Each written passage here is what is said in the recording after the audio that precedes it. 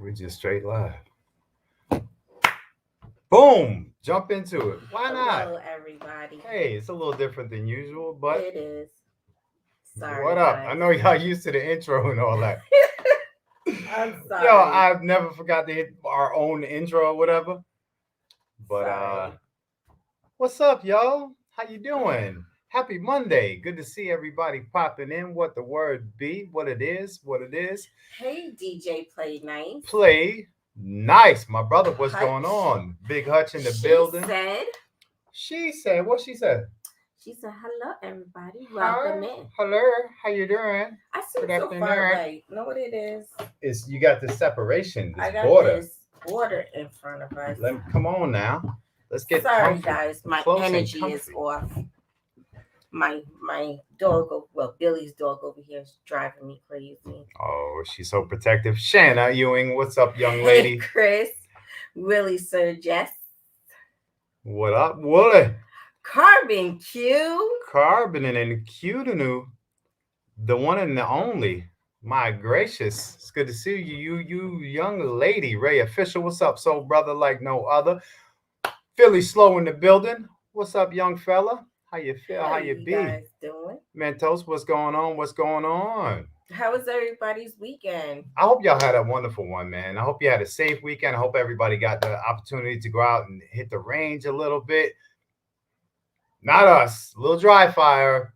No range Yeah, no time. range. Life is tough. We had to deal with Al in his track meet, so we got to get our little exercise on. Tech Money, what up, brother, brother?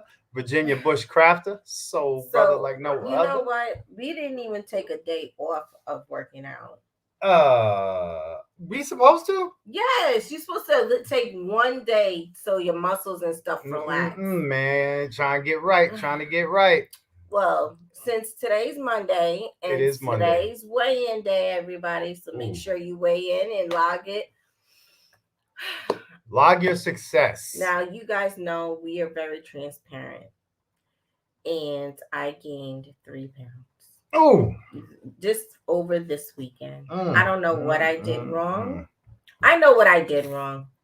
I made soup. That's what happened. I made soup. She a sucker for soup. Badass thing. What's going on, brother? She trains you in the building. What up? Man, I got some beautiful, amazing people coming through tonight, man. They Yes. they are already here, Yes. hanging out in the back room with us. I'm gonna say what's up to y'all for another couple minutes. Go over our quick little weekend. Man, I know a lot of people are two things today. Um, just a second to think about all the families that went through a rough time back in the early 2000s. 9/11 is always going to be a I tough day think. for a lot of people to get through, Right. especially us, New York folks Right. that were exposed to it, saw it happening in real time, and so that's something that we all got to go through. You know, every year is something. So either besides that, prayers go out to all the families that are still trying to recover Dealing and with figure it. things out. Mm-hmm. Well, E, what's up, Joe Q? What's going on? Hey, Walt E. He snuck in here. Big Big Easy, Easy. what the word is, and Monday Night Football, some big games, some some rivals going on. I think we got two New York teams Yep, playing each playing other tonight. today: the Bills and the Jets. The Mm-hmm. Giants. Oh, Listen, I cried last night. I King cried last Kingdom night. Defense. What up, brother? The So Giants let yeah, me down. STD. What's going on? What's going on? Man, man, man. She said this is your first time catching I our feel like she live. says that every time she. No, this is not the first time. Well, welcome in. She said, "Welcome in. I'm glad to see you, Road King. What up, What's going brother? on, Road Brother? King? Checking in from Louisiana, Louisiana. So listen, man.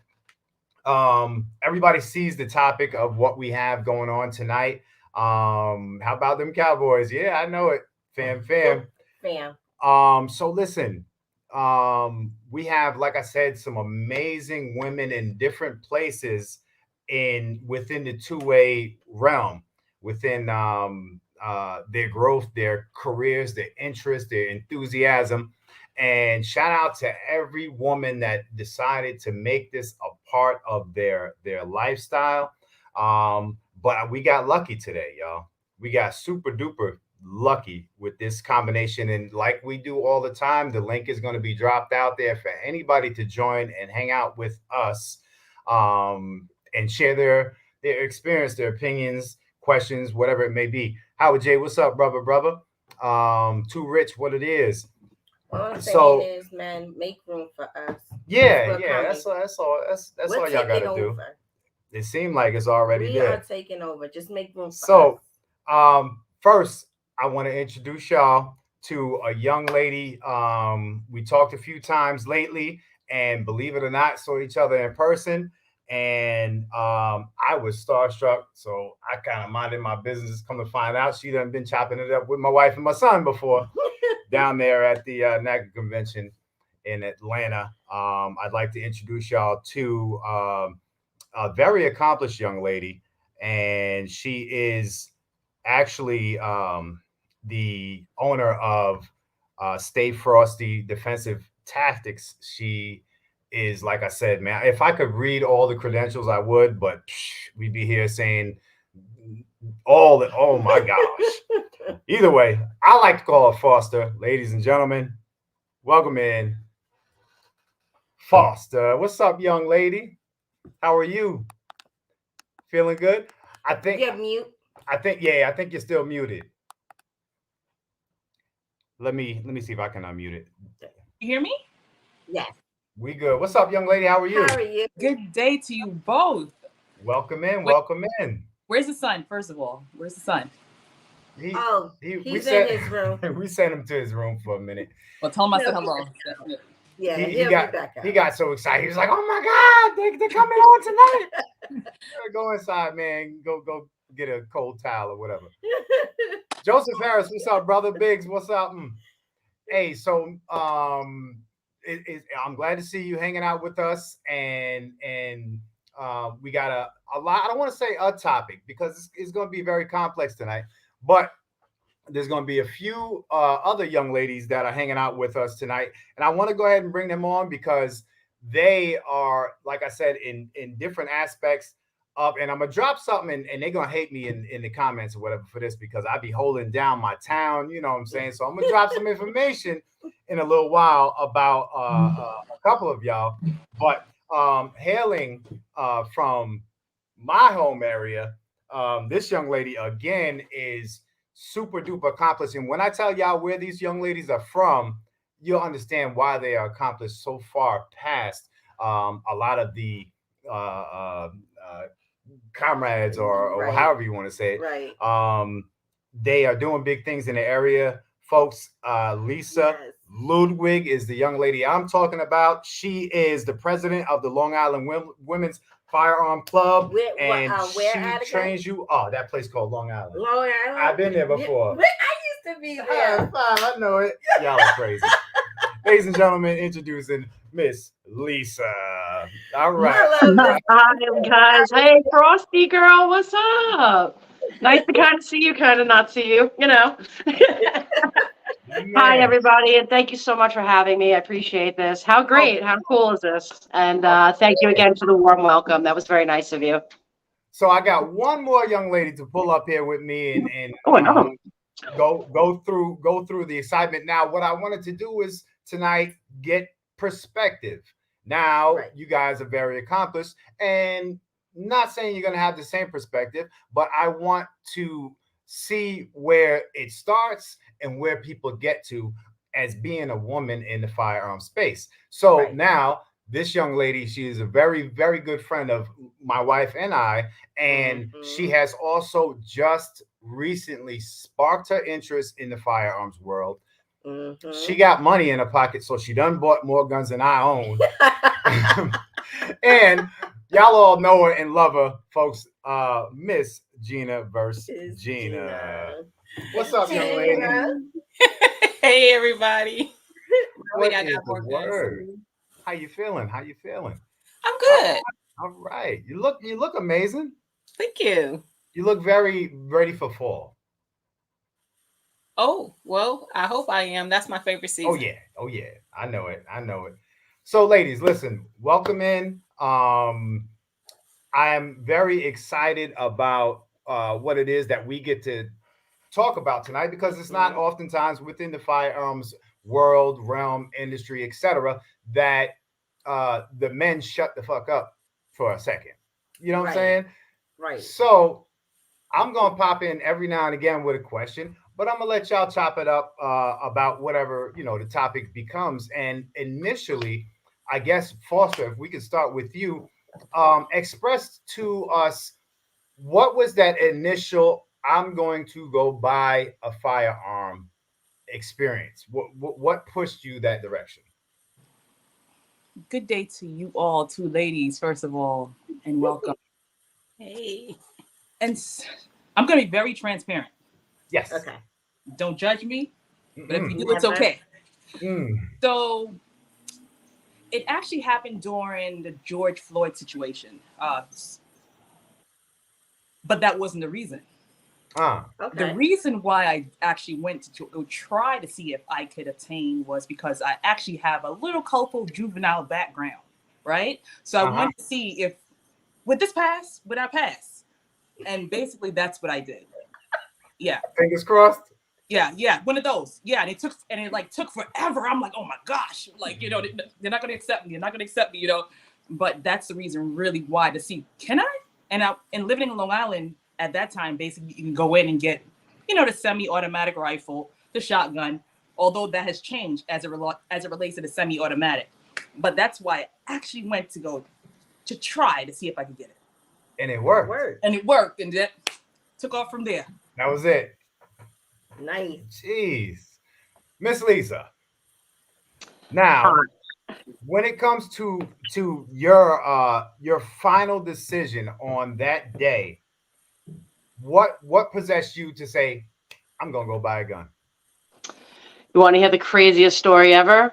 It was today, 9/11, when all the shit hit the fan. That was the day that turned me into a prepper. And from that day on, I was like, you know what? Someone could just come right in here and take all my hard-earned work, all the stuff I prepped for, and I can't even protect myself. So from that minute on, I looked out to my local military man, and he gave me a 12-gauge shotgun, and off to the races I went. Wow. Nice. I ain't playing no games.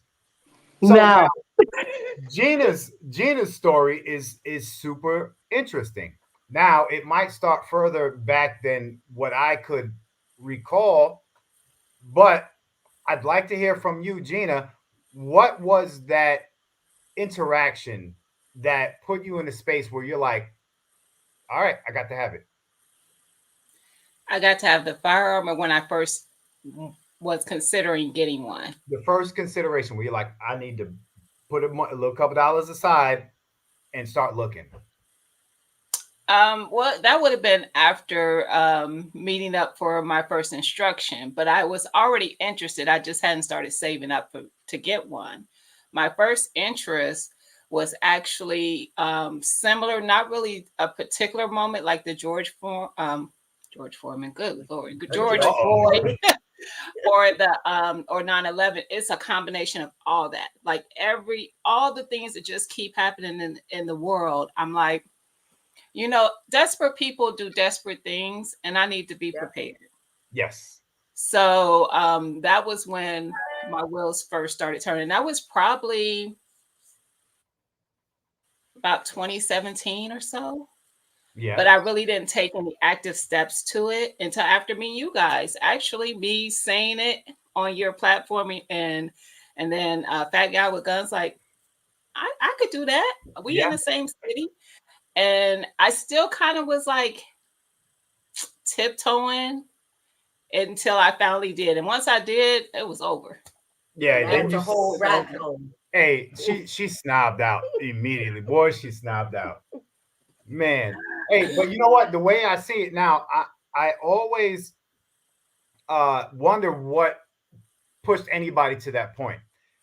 But not always is it a scary scenario or a situation that makes you say, I have to go out now. Right. And when I see Gina, Gina was already prepping. She was Mhm. already gardening. Now, within the realm that we are in, you have preppers, gardeners, and 2A. Mhm. And we are one of the few channels that mix the audience Together. together. And that exposed her to the Yeah. 2A world, that we're a part of. Mm-hmm. And the more she started watching those videos and those lives and all that, Yep. you become part of it.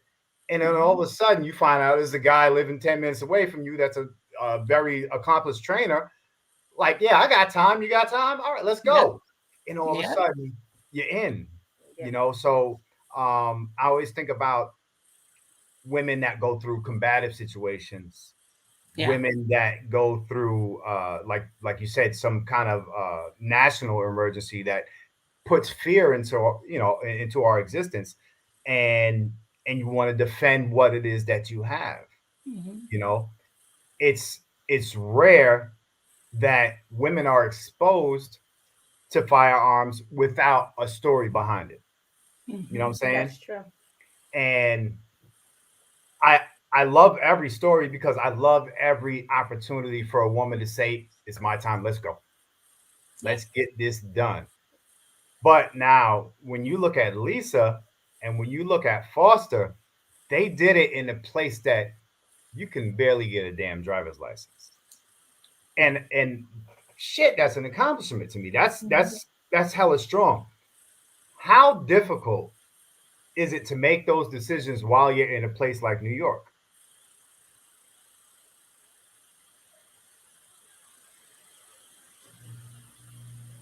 Lisa, you got it? Or you want to go?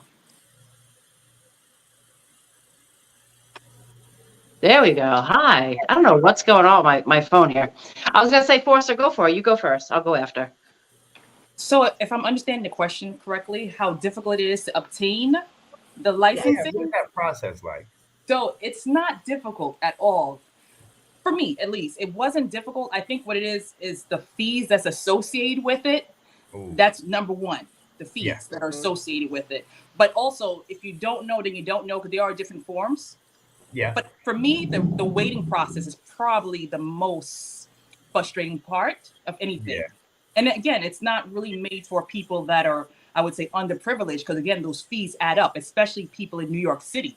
yes, Right. There are different fees. There's different applications for your long guns, for your pistol, your handguns. 2 different applications, which makes no Yeah. sense.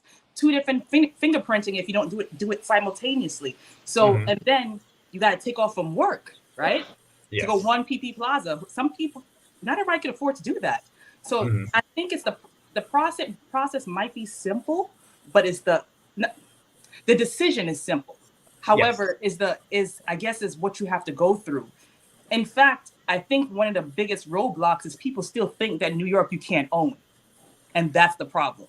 That's the I'm so ultimate glad problem. y'all are here for that because we have this conversation All the and time. yet have we had somebody on the panel that can say, yeah, we own guns, because everybody thinks it just don't exist Right. unless you live in, past Nyack somewhere, with a shotgun, a hunting rifle or something like that. It just don't exist.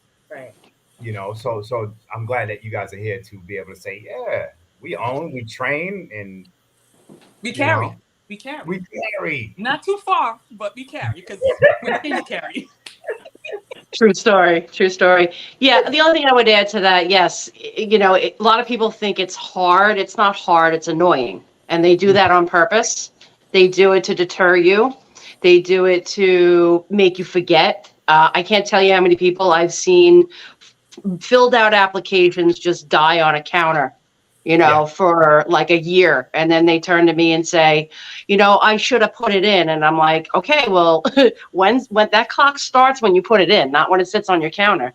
Yeah. And it sucks because a lot of people, look, we all work, most of us have children. I don't know, I have fur babies, but I don't have real children, but but most people have children. They have people that they care for. They work all day, and the last thing they want to do is like run around, go get notarizations, and this, that, and vice versa, and then have to complete the process. Especially One Police Plaza.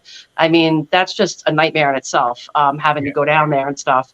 So yes, it's a lot of hurdles, but you know what? At the end of the day, it's our right, and if you do it, they'll give it. And if you're a good person, that that's it. They've got nothing to hide. A lot of people get scared. Oh, my social media. I'm like, are you like kicking cats and like slapping somebody on social media? Well, if you're not, then you're fine. So it's okay. So a lot of just people just get a little turned off to that. But other than that, I think it's it's not hard. It's annoying, and it's just something we have to deal with here. Unfortunately, the rest of the country just doesn't understand these things. Yeah. It is what it is. May I add to that really quickly? Of course. So the other thing that might be a deterrence is a lot of people believe that they need to have a lawyer to get this process going, and you do not. As long as you can read and write really in simple comprehension, you should. Obviously, some of those forms are kind of tricky, yes, but so there's a lot of consulting agencies that are charging an arm and a leg, right? And that people believe that they need to get a lawyer. You really don't. Usually, when you have some type of criminal background, it's a little more. It's a little more difficult, but it's not impossible, depending on what it is. So that also throw people off as well. I'm like, look at me. I had a pass, and I was able to obtain. So I like to let people know, don't get discouraged. Like Lisa said, this is your right. Exercise it. That's right. I hear the biggest worry or complaint why people don't do it is because there's a myth, maybe a truth, that you have to have a reason within the line of work that you are in to have a carry permit or carry license. I always thought that. I always thought you had to have a business or something, or a security guard training, or had walked around with a large sum of money in order to get a license in New York. So that changed. True. That changed. When? June of last year, when New York State Rifle Pistol Association versus Bruin, that changed completely. August 22nd, 2022. Wow. Nice. Yeah, tattooed. I always want to get that tattooed on me so much. That changed completely. So you don't have to have reason anymore to say the reason to carry anymore. There's that's your right. Self-defense. Wow. Even though we don't have to self-defense. That came up in conversation and within a few chats, but died by the wayside because nobody had the answer. Right. And here's the problem. Hochul was like, okay, all right, you want to carry here? I'm going to make everywhere sensitive. So is it really a carry? Not really. We actually kind of lost a lot of our rights because we used to have something called a sportsman or a target, which in our handbook says and states that if we are on our way to the range or on the way home, we are allowed to conceal our firearm and do a quick stop, like say at a food restaurant really quick, or use the restroom, get a cup of coffee, whatever. Now we can't do that because every single place is a sensitive location unless it has a sign by the business owner in the door, in your face, saying, yes, you are allowed to come in here. And do you think that New York people are going to have just signs just like, yeah, come on in with your guns, it's okay? Nope, no. They wouldn't waste the money on the paper. Which is backwards from what we're used to saying that firearms aren't allowed. So that's really bad. You have to put that it's allowed in your business. Like, who wants to put yourself on a front street like that? Nobody. Nobody wants to open up a can of worms. And not even that, I do deal with a lot. I do CCW. I probably trained over 500 in the last year. And thank you. And, what's crazy about that is a lot of even lawyers, doctors, people who are business owners, I ask all of them because I like to do a little data with my clients and say, do you know about this? Did you ever hear anything about this sign? And they're like, no, not one of them. And that's what's crazy is because that's what Hochul used as one of her like little, things. Like if there's no sign, then guess what? It's a sensitive location. And if you don't know about the sign, guess what? You ain't putting a sign either. Yeah. Huh. So sensitive. Yeah. Shit, man. Shit, we got doctor's offices down here that be like, they have signs that you're welcome. Say, well, carriers welcome, and so I got to move to Georgia. I'm telling you, man. it's there's a lot of states that have the rights are right in front of us. There's never a hurdle to get through. Gina, I think you buying a gun was, walking into the store and walking out. Am I right? Correct. Matter of fact, shout out to Gina. She has a few. Shut your mouth. That's one. He might be watching. Yes. You stop. Don't be blowing up her spot, bro. Right. So now, Gina, your first time you're actually purchasing a firearm in a store, walking in, walking out. Nervous, excited? How difficult was it for you? I was excited actually because it was.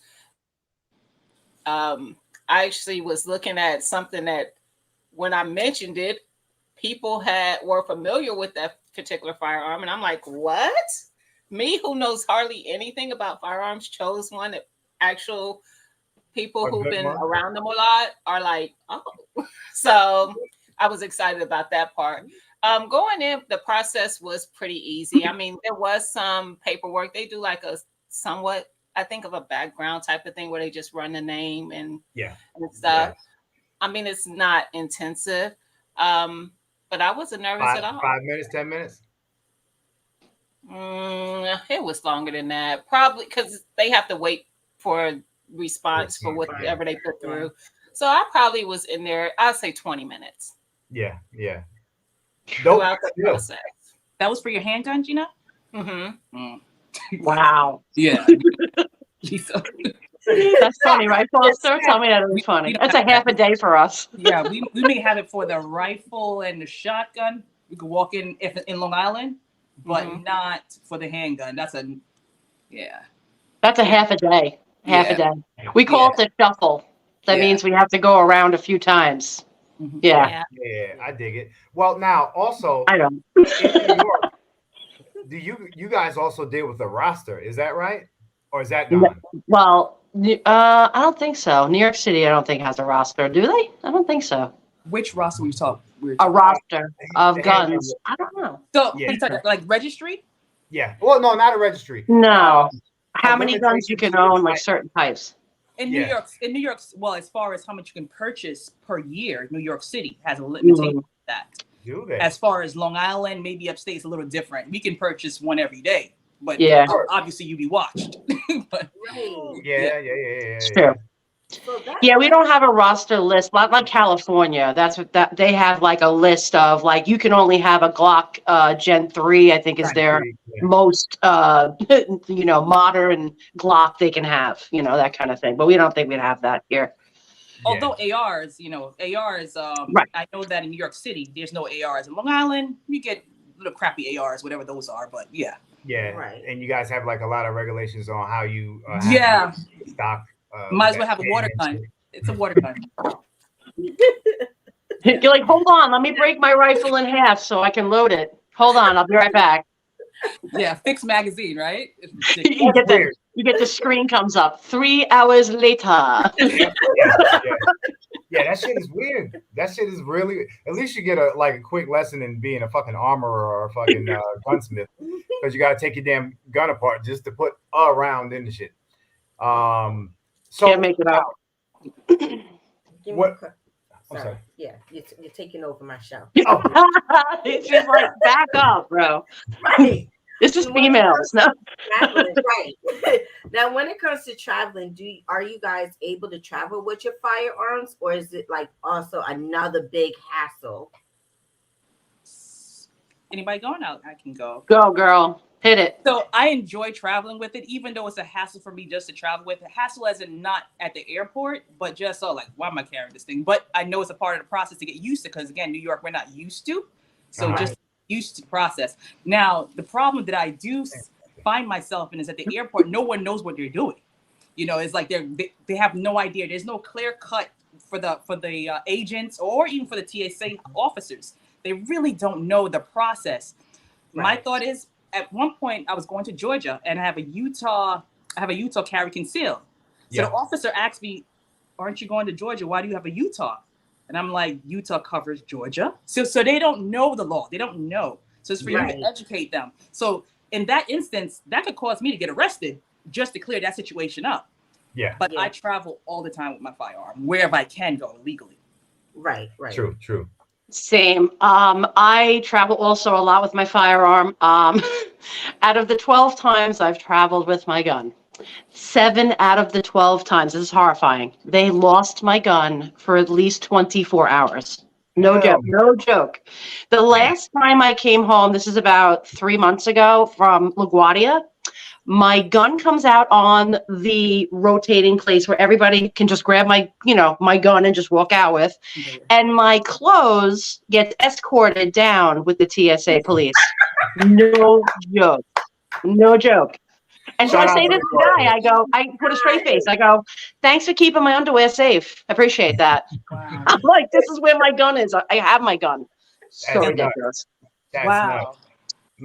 And just like Frosty said, they don't know. They don't have a clear process. It's just a complete shit show. I even was like, one of the plane broke down or whatever, and I wound up coming the next day. They kept my gun on the plane, and it went to Kansas without me. Okay, I got there the next day, and my gun is sitting behind a counter, unattended, just sitting there. Wow. You saw the New Yorker come out at me like you would not believe, like in the middle of Kansas. I was in like grandpa's living room, like having a shit fit, like no doubt. But anyway, it is what it is. So this is what I Yeah. tell people. This is like, you can either deal with that and incompetence, or you could just go with an FFL and just have it shipped there, pick it up, shoot with it, and then FFL it back. Either way, you're still dealing with an extra fee because you got to pay for an extra luggage anyway to fly Right. with, because that just takes up your gear, your ears, your eyes, all that shit. You got to fly with anyway, Yeah. Right. Yeah. So Well, anytime you guys are in Georgia, you're welcome to shoot any of my guns. I'm good. Leave your shit at home. No, you Probably leave better your off. stuff at home if you come in here. Woo-hoo. true story. So listen, I heard recently in C Smooth, which is from the Hempstead area, the 13th, they're doing background checks for ammo. Have y'all is that a fucking That's crazy. Yes. I actually just posted that because we're now considered a point of contact state. So now when you go to get your ammo, you got to pay $2.90 or something like that to get a background check, and for your firearms is a $9. And it's being done by the New York State Police. So I'm trying to figure out how they're going to do that. No longer the NICS. So yeah, what happened was when this happened, when we couldn't have ammo, like, shipped to our house, that whole big controversy thing. What happened was New York State was like, oh, well, we'll just jump onto the NICS, like the NICS check, which is the National Instant Criminal Background Check that you get when you buy your gun. Oh, we'll just jump onto your system, the federal system, and check for ammo. And the feds were like, you're funny, New York. So then New York had to spend all this money to buy this new system, and that's where that $9 and $2.50 charge is going to pay billions of dollars, who knows, or whatever it costs to get that new system up and running under New York State now instead of the feds checking it. So that's how that kind of rolled around. Yeah, it's just stupid, but it is what it is. Aggravation tax. That's what that is. It's ridiculous. Yeah. Yep. That's It's a deterrent. It's another way to be like, oh, I don't want to shoot. I'm just going to let it lapse. I can't tell you how many people I've heard say that to me. And I'm like, why would you do that? Because now you got to start all over again. If you ever wanted to do it, just keep it going, Right. Now, when it comes to purchases, as far as I hear, every purchase, you have to get a new card printed out. And your gun actually goes on the back of your card. Yep. Shit. The serial, everything. Yes. Yeah, the caliber, pay for the it. serial, the model number. You got to pay for it. Yeah, and you pay for it. And you got to do the shuffle thing. Yeah, it's stupid. Yep. That's crazy. Wow. Yeah. It's so many wheel and deal side deals and shit. I don't even know what I got in my safe no more. It's fucking nuts. Damn. That must be crazy. I heard like in the South, like people just leave their guns just like on the seats and stuff. Like if they had to walk into a sensitive location and like their windows are down and stuff and nobody touches it. I'm like, you could never do that here ever. You know? To be honest, and I know I'm gonna get chewed out in my chat because they Go yell ahead. at me all the Go time. ahead.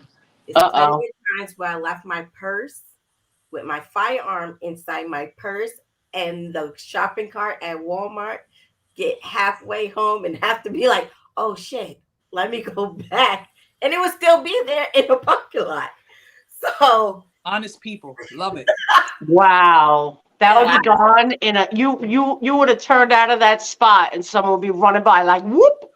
Yep. right. Oh shit! You know, you expecting a watch or a fucking cell phone, a gun. This is a come up, man. Right. There was one time we go camping every now and again in our own backyard, Right. and we go camping, and about a week later, I said, "Sweetie, where is your firearm?" I don't know. That shit was in the backyard for In a the week. backyard. What the fuck are you doing? I was like, we got other ones. I mean, Wow. Right. So that's how loosey goosey shit is. As soon as you step across the Verrazano Bridge, they don't give a fuck no more about guns at all, man. I'm getting It's better. crazy. I am getting better, everybody in the chat. Very good. I'm learning how to actually carry it on me. Man. So, Hey, if y'all don't mind, give me a quick second. I'm gonna say what's up to a lot of people that slid in. We got 67 people in here, and I think I stopped saying what's up at like 30. So, Fat Guy with Guns, my Tina, brother, that was you? mother, huh? That life, Poppy. What up, Poppy? Madman in the building. Joseph Harris, Whiteside, Dennis Dixon. Man, see Smooth. What up, brother? It's good to see everybody in here. I knew Keisha Cocaine done slid up in here. What's up, Keisha Cocaine? Young lady, it's good to see you. With Ace, man. I'll stop now. Because we'll be here all day, man. What's up to everybody? Shout out for the love. AK Level, what's going on? OG Tank, what it is. Makeo, what up? So listen, this is a very I guess the other part of our life is, and it's a very sensitive topic for us, and I know that y'all might have experience with it. Since our son is 12 years old, since he was 7 years old, we trained him just as much as we trained ourselves. Everything that we learned on the fly, on the go, we taught him immediately. Right. If I was shooting 45 ACP, this 7, 8, 9-year-old was shooting 45 ACP. right. So, and there he goes. Hey, you say hi to everybody? Everyone. That's Foster, Lisa, and Sticky. So, you met Foster actually at NAGA in Atlanta You gave me some of the answers. for the coins. Yeah. So you guys, I'm sure have experience with all realms, all different sides of people that you interact and train with. How big are children to your curriculum? I can start because that's who I focus on. That's my target. That's my niche. That's my target population, the kids. Yes.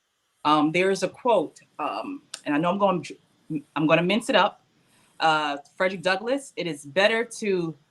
It's easier to build strong children than to repair broken men, or something like that. I like it. Something like that. And so I truly believe in that. And I think one of the things that growing up for myself, I couldn't play with water guns. Yeah. And I'm a girl, like, come on.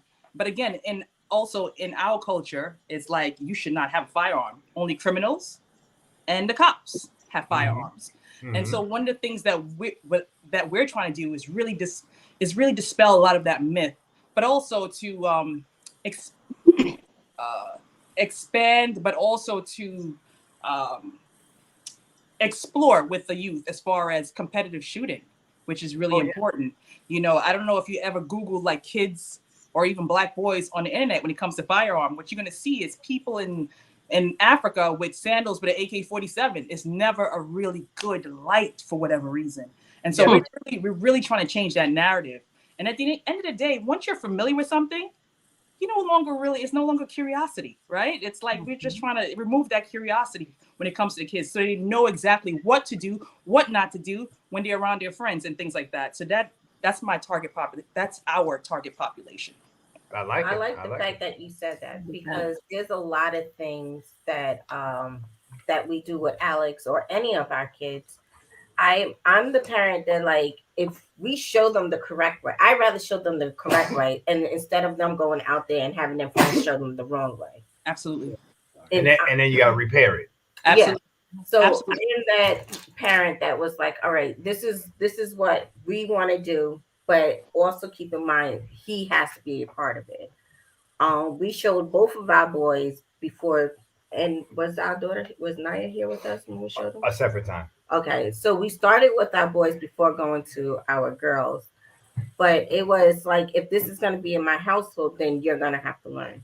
That was the basis of our. If we were going to have that in our home, everybody in that house was going to be responsible to be able to manipulate, use, and safely handle a firearm. Right. I'm not saying that they love it. I mean, Alex is the only kid that loves it, but at least living in my household, you have to have the understanding of what it is and how serious it is. Absolutely. And it takes the curiosity out of it's, it doesn't have to be one of his friends come around. It's not like a show and tell type of thing. Right. I don't have to worry about that. So Yeah. Lisa, Yeah, I do train with all my clientele about children because I do feel it's a part of it, because you can't, it's not just you in the house. There's other people in this house. So you have to take that very seriously. And the people that do really do put time into their children and teach them the correct, proper, safe techniques really do wind up growing up with having a really safe, responsible shooter. Therefore, they're able to protect their family as they get older, and they attribute that to their parents being so safe and getting them right out of the womb the right way. So I try to tell mostly parents that if you think you're going to hide it from them, you're sorely mistaken. And I tell them the funny story about myself. I'm not going to go too deep into detail, but just to give you an idea. Well, I was a young kid, I was stupid, and I used to break into my father's shit all the time. I mean, all the time. By the time my dad's tires hit the pebbles in the driveway, I heard that shit that was locked, and I was up and twiddling my fingers going, I didn't do anything. So to think that, that you're going to hide it from them, they're going to find it. So don't make it a Christmas present for them. Make them that they're not searching for it. They know it's there. They respect it, and they understand the not only how deadly it is, the respect for it, and that this is a rescue equipment for mom and dad to get us out of situations. It's so much more, and it's a bonding experience, which I love that you do with your family. I think that's amazing to have that bonding experience. Hey, Lisa, first of all, I just be whooping their ass. That's all I do. I just be I just be either way, but I like the way that you put that, because I think being around as many shooters as we've been around, instructors, etc., I don't think I've yet to hear that it's a rescue tool. Equipment. Rescue equipment. Yeah. Yes, sir. That's what it is. And I like the way that sounds. And I think that gives it the significance just as good as a fire extinguisher. This can save you. This can save you. And that's what a lot of people, they have so much fear of something. Nobody says, no extinguishers allowed in here or whatever, because it's the same damn tool. That's right. And the problem is people strap guns to themselves, and they don't really realize that, they might have to use that in an actual self-defense situation. This just isn't just something that they strap onto themselves. This is real deal shit. And a lot of people can't comprehend that stuff. They might carry it every day, but when something comes down to it, can you use it? Can you actually defend yourself? And can you be present in your space and make those decisions when you're like, how do I load it? I don't know what I'm doing. That's what I'm talking about, having these skills, man. You got to have some sick skills, because if you don't have them, you're not, you need to practice so much that you can't get it wrong. Literally, you have to practice like that. You have to take it that seriously. You're protecting your family, using this rescue equipment, like we talked about. That's serious stuff. This isn't like a game, and a lot of people just strap it on them and they're like, whatever. And it's not like that. I can't tell you how many clients walk in with it, not racked, not hot. And, it's like, you think you're going to be able to rack it? Really? And then we go over how someone could run 21 feet in a second and a half. Do you think you're going to have enough time to come out of the holster, rack your gun, and get out onto target? I don't think so, my brother. I'm really sorry. I mean, and if you fumble, it's over. Yeah, yeah. And the biggest part is having the heart and the presence of your mind to know it's go time, and that's where a lot of people freeze. We spend money on optics, firearms, even training, but still don't have it in us to know when it's go time. You know what That's I'm right. saying? It Use happens. of force is very serious, and especially in New York. If you're not doing it by the letter of the law in New York, forget it. It's over, you know. And we're very serious here. Like, you guys have like stand your ground. We don't have that stuff here. You know, this is castle doctrine and duty to retreat. That's what we have, you know. Yeah. And it's like, and I get these clients, and they'll turn to me and go, "Should I shoot?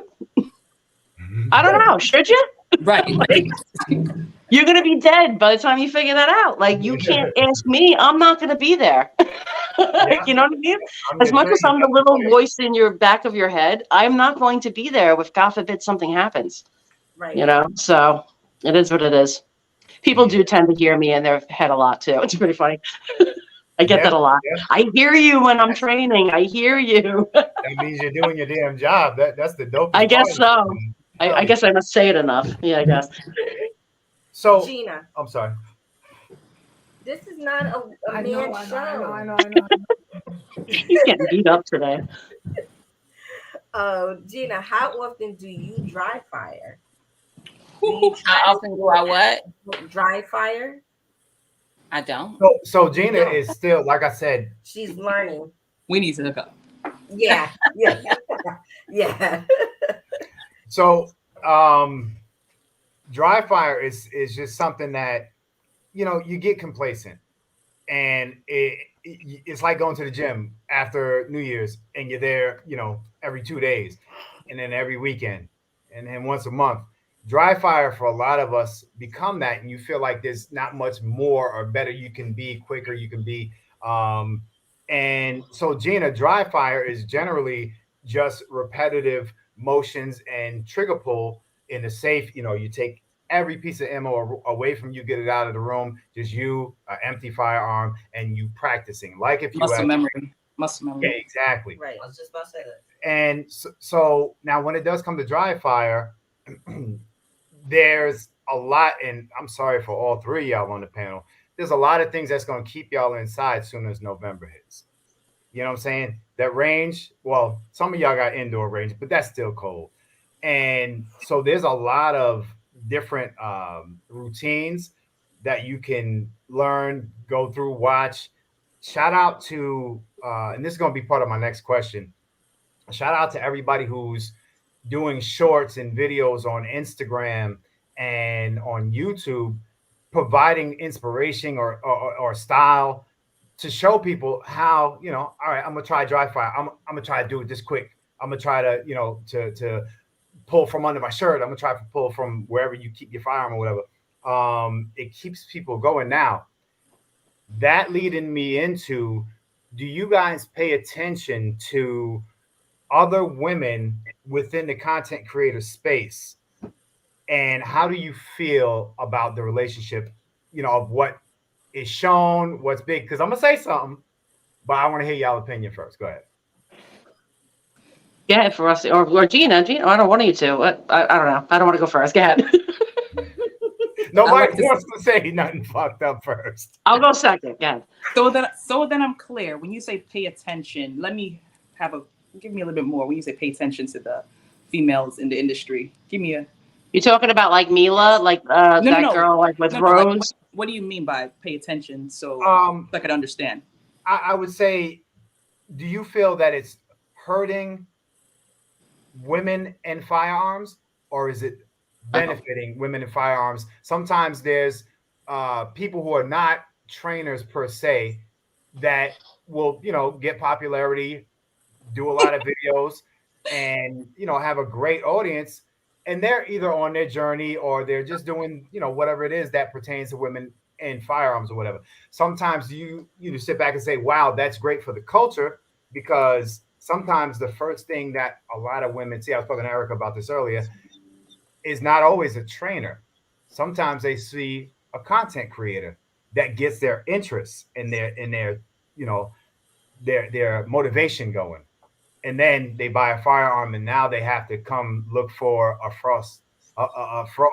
Stay Frosty, or they have to look for a Lisa to further their education. You know what I'm saying?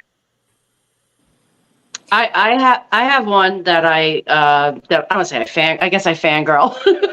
Okay, fine. Annette Evans. I don't know if you've ever heard of her. She's not an instructor, but she is in self-defense. She does work with guns. She owns a company called On Her Own. It's a website for women in power, kind of the whole jam, But just like you said, she is not an instructor, but yet she is a content creator, and she does it well, and she writes articles for multiple magazines, and she's an Asian woman, and I just she's into a lot of Brazilian jiu-jitsu, which at the end of the day is honestly, in my opinion, the best form out there, next to like Krav Maga or something like that. But I just think it's good to be well-rounded, and I think that's what she kind of brings to this industry. So that's someone pretty cool to look out for. Definitely, and that's the type of people, like I said, there's people out there, that are not accomplished so much as far as instructor or certified for this, that, or other thing, but sometimes they're the first line of interest for a new shooter. You know what I'm saying? Man and women. You know what I'm saying? And it proves to everybody that you don't have to be just someone who's like a massive instructor, that, you could just be, someone that's just really, good at what you do, or even brings good content. She really, she actually, I mean, I don't know if this is 100% true, but I think she single-handedly took down Lethal Lace, which was a really terrible holster company that basically did a lot of, between negligent discharges, and because it would get caught up in the lace, whatever, on the way in or the way out, just the way it held the garment together. She had a whole article on it. Next thing you know, they're no longer around. Yeah, that's the other thing. People might try to, girls like frilly things and just throw anything at them. And all of a sudden you got this dangerous ass shit out there, it might look cool or good or whatever, but now if somebody could do that for the Serpa, we'll be winning. The Serpas are bad, by the way. If you don't know that, do not buy Serpa. SERPA. Stay away. I carry a Serpa every day. Serpa every day. When we answer that, so I like to speak from the eye, right? So I don't clear rooms. That's not my specialty, right? You would never see me clearing rooms. You might see me getting training to, whatever. But I don't clear rooms. People tend to call me with some of these things, and I'm like, I'm about firearm safety. I could teach you that. I don't go above what I can facilitate. Yes. Okay. So just to speak on what Lisa mentioned, there are a lot of content creators out there that's really great at what they do, and they do spark that interest, whatever that looks like. What I do notice is that, and I'm not taking sides, 'cause I'm not a feminist or anything like that, females tend to be very careful, more careful when it comes to what they're putting out there, because I know it's an industry that's filled with, it's male dominated. So we're more careful in a sense, the contents that we're bringing out there, opposed to some of the slackness that I see on the other end, the other side. Yeah. It's real bad. It's unsafe and it's scary, But for the most part, I believe that as far as female creators or just instructors or content creators, they have a niche, and they're great at what they do, really great, and they have an audience, a following, definitely. I have seen such an explosion, especially on Instagram lately, where just pulling out dry fire, presenting all that grip, everything is becoming cool. It's becoming the oh shit, and it's just blowing up my Instagram. I go down the Instagram feed, and I'm just like, okay, all right, and so I think that it's growing to the point where most of my social influence or whatever is almost 50-50. Women are, like I said, it's not because I be looking. No, what I'm saying is we're coming in very dominant, because we're going into a male dominant role. Yeah. So I feel like some of us women need to feel like we have to be dominant just to have a place, or even just have verification that we're in this, not You not belong because not because the firearm is purple or pink and it has glitter on it. Like, we're actually training, we're actually knowing what we're doing. I dig it. Can I say something? So here's my problem, right? Like, I want to create a lot of content. And even you were talking to me today, Bill, right? You were like, oh, I love your videos, but I want more. And I'm like, okay, yeah, and I want to give it to you. But here's the problem, right? I don't think like, to be brutally honest with you, I don't think I have the thick enough skin to wear to have myself all out on the internet like that, and just like for every tack to Ted to sit here and rip me apart, about every little fucking thing I do. You know what I mean? And like, even if it's, listen, I'm safe, but I'm not like, tack to Jane over here. I'm not. So Yeah. I don't know if I can handle that, to be honest. So I just don't do it. You go, girl. All you, girl. But, and my wife says it all the time. She's like, we got to get you online. We got to get you online. And I want to. I just, again, I'm just like I just get those so turned off by all the shit stirring that happens. And it's just like, we should just be like, promoting each other and lifting each other up. But instead, we're just tearing each other down. And I think that's really hard to kind of get past that. At least for myself. I do want to do more. It turns me off, to be honest. And I'm so busy otherwise. It's like, I don't have time for this shit, to be honest. And to sit there and be like, I got to stick up for why I had my finger on when I turned right here, because I can shoot right now, instead of waiting until I'm all the way out here. I actually have to defend that. Like, come on. That's true. That's true. Lisa, just a little Yes, point, maybe. And you can do it, so do it. So the thing is this, one thing that so when I'm in the range, one thing I do ask is that students don't film, because that's the worst thing, when they actually put something out there that's a misrepresentation. 100%. I'm the one that's doing the filming, or if someone's with me, Yeah. I trust to know that I'm getting that and I can edit what I need to edit, or not put out what I need, so that's really important. It is. Oh no, and I only put out good content like that, but that's a bitch. Like, and even sometimes you could even slip a little and be like, oh, maybe, whatever, it just looks a little weird, or maybe I said it wrong and I should have, put a little thing that says, oh, I meant to say this, or you know what I mean? Like, just sometimes you're just talking, you're in like your jam, it just happens. But I don't know. I just got to get over it, I guess. It is what it is. I just wanted to say, for someone who's new, that's the content I'm looking for.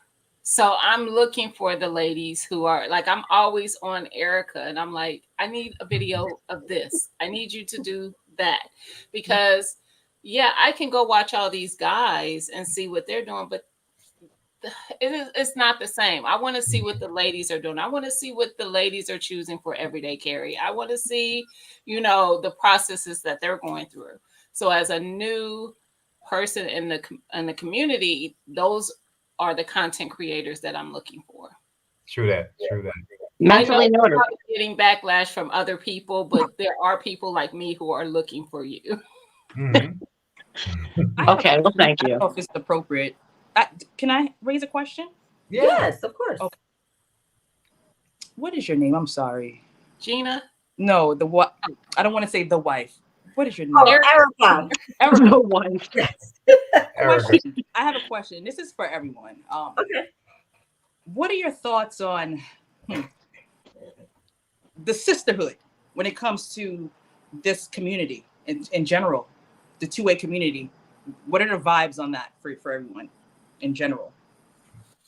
What do you mean by sisterhood? Okay. That's the problem. Hold on. That's the problem, right fucking there. You nailed it. So What's the sisterhood? It could mean all women, or it can mean. It could. Okay, so we could say all women. We can Right. also say Black women, but Right. it's either way. But we do have Lisa on the line, so it's like, do you identify as being Black? Don't exclude the white girl. It's all good. Don't worry. That's all right. I can be excluded. Yeah. Some shit. I don't know what people identify as, so It's not the first time. I'm also Jewish, so don't worry. Okay. Oh, okay. So, Well, that's good. They're good. So the majority of my students, the majority of my following are male. It could be for whatever reasons, But I sit there and I'm like, what is this? Where's this sisterhood? Where's this collective thing? Where's this cheerleading? Where's the support? And when I tell you I'm a thumbs up girl, I thumbs up everybody's stuff.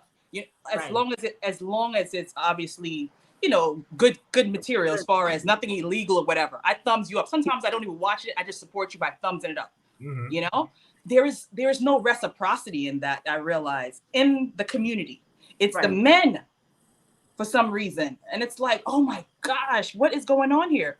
So that's my thing. I don't know. Where the ladies at? Where's the sisters? Right. I think again, our social media is not being pushed the way it needs to be pushed, unless men are the numbers in this world. Yeah, the men are the numbers, but it's like Gina said, there's certain women we not willing to click on. So it's like I can look at certain women's pictures and be like, I don't know if I really want to follow her, instead of giving her a chance. So I think sometimes, especially for myself, I could be judgmental by a picture rather than, you know, she's actually having information. I can just say, well, she's doing that just to pull in numbers, rather than she's, you know, what is she actually teaching me? Yeah. Yeah. Am I allowed to talk now? No, we're not done. A very valid point, though. I don't know many women in the community. Actually, Erica and Carbon might be the only two that I was already following. When she dropped your links in the chat, I already followed those, both of you, after that. But I do know that there's somebody very popular in the community that I came across without the 2A. I was searching something and they came up, and I can agree. I can be judgmental a little bit because I don't, some stuff I just ain't trying. I don't want to see, you know, and I feel like it's a little clickbaitish, and it doesn't matter what community you see it in, all the communities. Like, yeah, it's not just, you know, but I'm like, yeah, sis, you ain't got to do that. I mean, but like you said, like Foster said, it's the sisterhood, take them as they come, kind of something like, is that the kumbaya that we want to be able to put out there so we can continue to, well, I say we, like, you know, but y'all can support each other and continue to rise as you are, regardless of which. I mean, if it's reckless, it's reckless. Right. But if it's just a preference thing, support. I mean, I'm not giving y'all advice. But you're not even part of this conversation. You're not a sisterhood. Yeah, man, I'm sorry. Also, us, you know that we argue all we're gonna be back here playing Uno for right.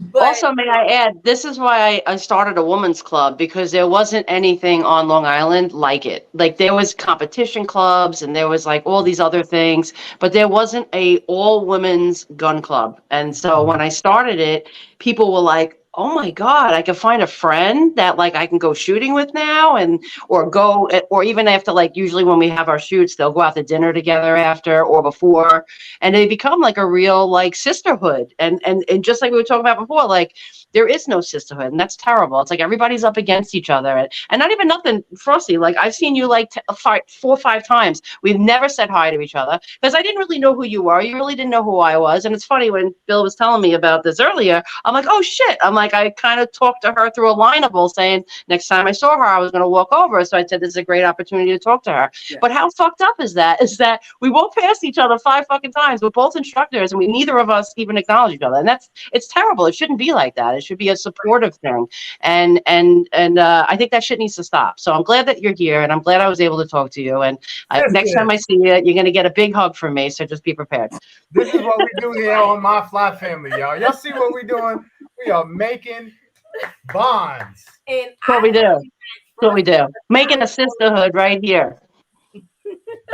As we do.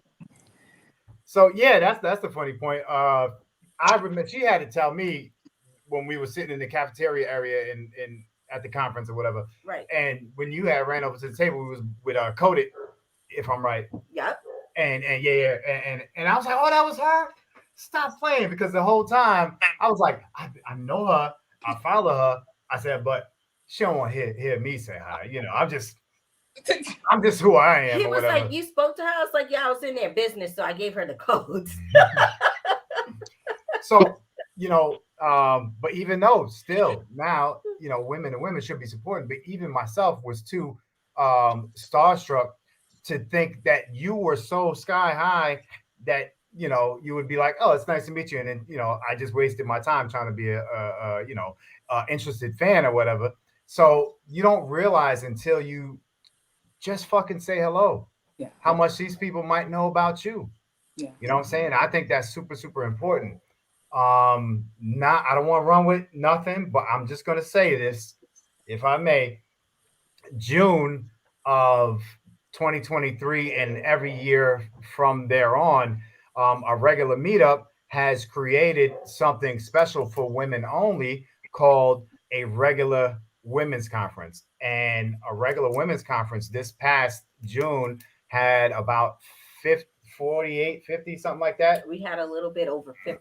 A little bit over 50 women that range from the age of the mid 20s, low 20s 25 to 70, 74. yeah. 74.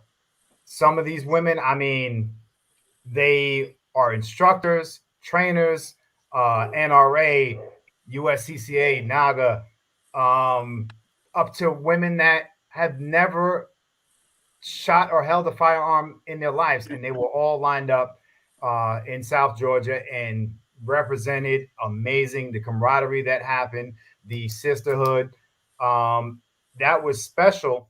And what we wanted to do was we do a regular meetup and it's a big deal, but a lot of times the guys are out there and the wives stay at the hotels. And we're like, that's fucked up. Bring your daughter. We had daughters out there. We had grandchildren out there. We had wives, everything. And we said, y'all need your own time, your own space. Take the range. We just gonna have to be off in the corner somewhere or whatever. And it was impressive. It was dope to watch the power. No matter how important I am to that establishment, to that event, I was not anywhere near as important as the power that was I don't know, that aura that came off when y'all walked out of that damn. That you're looking for empowerment.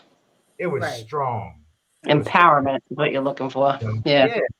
I was like, man, and I think it I was love that. because we had a safe place where men were not allowed to be, where we can actually let our guards down and understand that we're all in the same boat. Yeah. We, regardless of what stage we at in the two-way world, it was just, we could communicate about it and not feel judged or not feel timid because we can't say certain things without our husbands over talking us, not pointing fingers at anything. Because I got, some guys get tired of hearing the word thingy or over there, the button. Right. Because some of us, playing. some new, but it's true. Some new firearm people like Gina would say the wrong thing and I got to correct her, but I don't want her to feel judged, rather than if she says it in front of Billy may say it a little bit more different, where it's a little bit more intimidating. So I think in a two-way world, or just women in general, we're more comfortable if there's not men around. I think we're more comfortable or less judgmental if we have a little insight on who that person is. True that. Because I can say, when he was just like, oh, this is who we invited on, I don't have anything in common. Look at them. They're overachievers, and I'm just still not a beginner, but I'm getting up there. And he was just like, babe, why are you doing this to yourself? Like, yeah. But these are some of the dopest people. Forget the accomplishment. Right. It's the people, the acceptance, the camaraderie, the conversation. That's what I fuck with. You know what I'm saying? Because there's people in this community that are the dopest shooters, the biggest big time preppers. They talk to you in such a language that I love guns and I don't understand half the shit they're talking about. You know what I'm saying? And it gets over my head. But if I can have a regular conversation and bullshit with you about, I don't know, fucking motorcycles or football, I don't know, shit that we talk about, I'd rather that. Because guns, I mean, I love them. but it don't make me.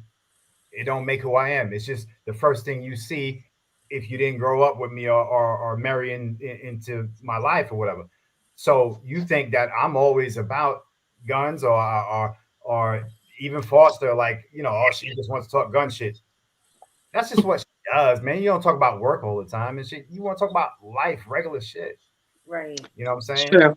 And you can't compare your journey to anyone else's. And I think a lot of people do that. They do it to me too. They're like, oh, you're so good at it. I'm like, yeah, but you don't see all the training that I've been through.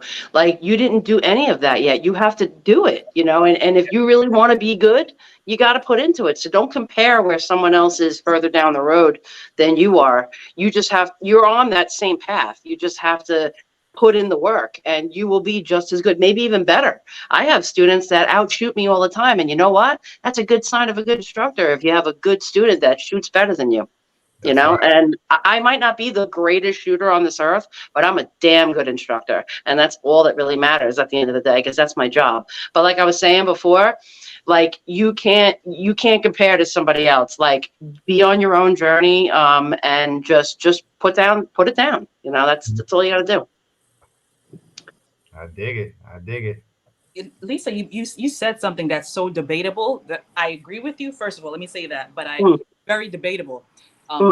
You have individuals that state that an instructor should be able to shoot. No, I shoot, but I'm not I'm not a ninja. I'm not a marks. Like, you know what I mean? Like you can convey that message that to instruct someone, communicate effectively. That's major. Yeah. I was a gymnast for years, and my gymnastic teacher, I've never seen this man tumble, cartwheel, nothing. But Ever. I knew how to somersault. I knew how to air. I Yeah. knew how to do all those different acrobatic moves. Right? Yep. Because he taught me. He knew how to convey that message. Right. And so. Yeah. Yeah. That's important. That's really, because a lot of people, even like, you could be a great shooter, but you're a shitty instructor. Like, you can't convey it. Like, you can't say, well, this is what you got to do. And my biggest, I would say my biggest benefit to myself, I guess, or to clients, is that I can diagnose really quickly, like within like one magazine. Like, I could see what they're doing. They're either like anticipating, or there's too much finger on the trigger, or they're not even looking at their sights. I mean, people do some crazy stuff, but it is what it is, but I can diagnose it quickly. But that didn't come in like even my first year of instruction. I'm on now almost my 5th, and I am now finally like starting to be like, yeah, like I got it, like I see it right away. And people are like, oh, they think I'm like a ninja. They're like, this is so cool. Meanwhile, I go train and I'm like the newbie. So it's like, it's so funny how that works. It's like, yeah, I'm good because I'm compared to you, I'm good. But really in the world, I'm just a little bit better than the average Joe. Like, that's about it. It's just funny how people look at you in different ways. And it's like, meanwhile, I go anywhere else and I'm a decent shooter. I'm not like incredibly great, but it is what it is. Mm-hmm. I'll hit you. Don't worry. I'll get you. Somewhere. You ain't going to feel the same. It's great. So let me ask y'all, as far as your interests past training or being an instructor, do you ever play with the thought of competition shooting or anything further with your career? I do now. I haven't been out there in a while, but I started that journey, I think, a year and a half ago, competing. So it's you against you out there, Yeah. So it's really cool. And I just want to piggyback off what you stated about me liking guns. I know you were just speaking. I actually don't like guns. I respect it, right? I respect it because I understand the purpose of guns. I think that me transitioning from being a licensed social worker, where people are traumatized all the time, coming to me traumatized, and my job was to kind of like put a Band-Aid on it or try to give them remedies, in a sense, where being a firearm instructor, people come to me because they don't want to be traumatized. They want to be more empowered. And that's how I look at that, So, right. That's the best thing you can give somebody is empowerment. And honestly, I think it's a present that keeps on giving over and over again, and it never gets old. And I think that's what's such a great like bonus to be as an instructor, especially a female instructor with females, is that once you see that like aha moment, you're like, oh my God. And then like right there, like, it's like like life opens for them, and now it's a different world. It's not scary anymore. It's fun, and it's something that they can actually attain, and it's something that if they keep practicing, they actually will be pretty damn badass. And I think that's so cool that you can go from, like, even today I had a CCW qual. Girl never touched a gun in her life besides today, and she was shooting bullseyes all fucking day long, you know? And I was like, that's incredible, you know? Like, I don't even think on my first time touching a gun, I don't even think I even hit paper, to be honest. Yeah. You know, well, because I didn't have an instructor, you know, but, you know, it was nice to see. I was like, girl, that's great, you know? And she was like, did I do good? I'm like, girl, you broke it. Like, excellent. Like, we were hugging, like, it was awesome, you know? So, and that's what I love about training, is that we keep it so empowered and so fun and lighthearted. I mean, listen, there's a time and place for everything. We have to be serious, obviously, where you need to be serious, but there is time for enjoyment and time for celebration, and you have to celebrate your wins, because otherwise it's not fun, and you want to keep it fun. You want to keep it engaging. And I just want to go back to dry fire really quickly before this gets a little out of control. I think dry fire is one of the most underutilized resources on this market, that not only saves you money because you don't have to spend money, you know, throwing ammo downrange that honestly, you know, you're kind of wasting, and driving to the range and getting lead all over you and carbon and all that fun stuff, you know, and having to deal with parking and whatever, and then having to pay and whatever. You know, you go home, you do this for 15 minutes every 3 days, and, you know, as long as you're doing the right, you know, stuff, because you can also mildly innate bad habits into yourself. If you're doing the right job and doing the right work, you can really do or be as effective as if you went to the range. The only thing that you're not mitigating is the recoil. That's it. Everything else is being done at home. And one of the biggest, best things that I've ever worked with is, to be honest, is a laser cartridge. It just shoots out a little beep, and now I can see where I'm shooting. I don't have to necessarily deal with a snap cap, which I think they're okay, but I can't tell where I shot. But if I have a laser cartridge in my breech and have it shut, I mean, yeah, I have to rack it in between. Doesn't, you know, open or anything, but you know what? It keeps me knowing where my shots go, and I think that's a huge resource to get you knowing where to shoot, especially at different distances. Yeah. So something to think about. We are Laser Academy Mantis crazy over here. Yeah. So we run the Mantis as much as we can. Good brand. Yeah. There's a lot of companies out there with dry fire systems now that have reactive targets. They have what they call green gas guns, if you're familiar. Yep. And so they'll give you the closest thing to resembling live fire. Yeah. You know. So they say. Yeah. It could get a little costly, but when you have rich friends like T Mash, welcome in, brother. Hey, What's going on?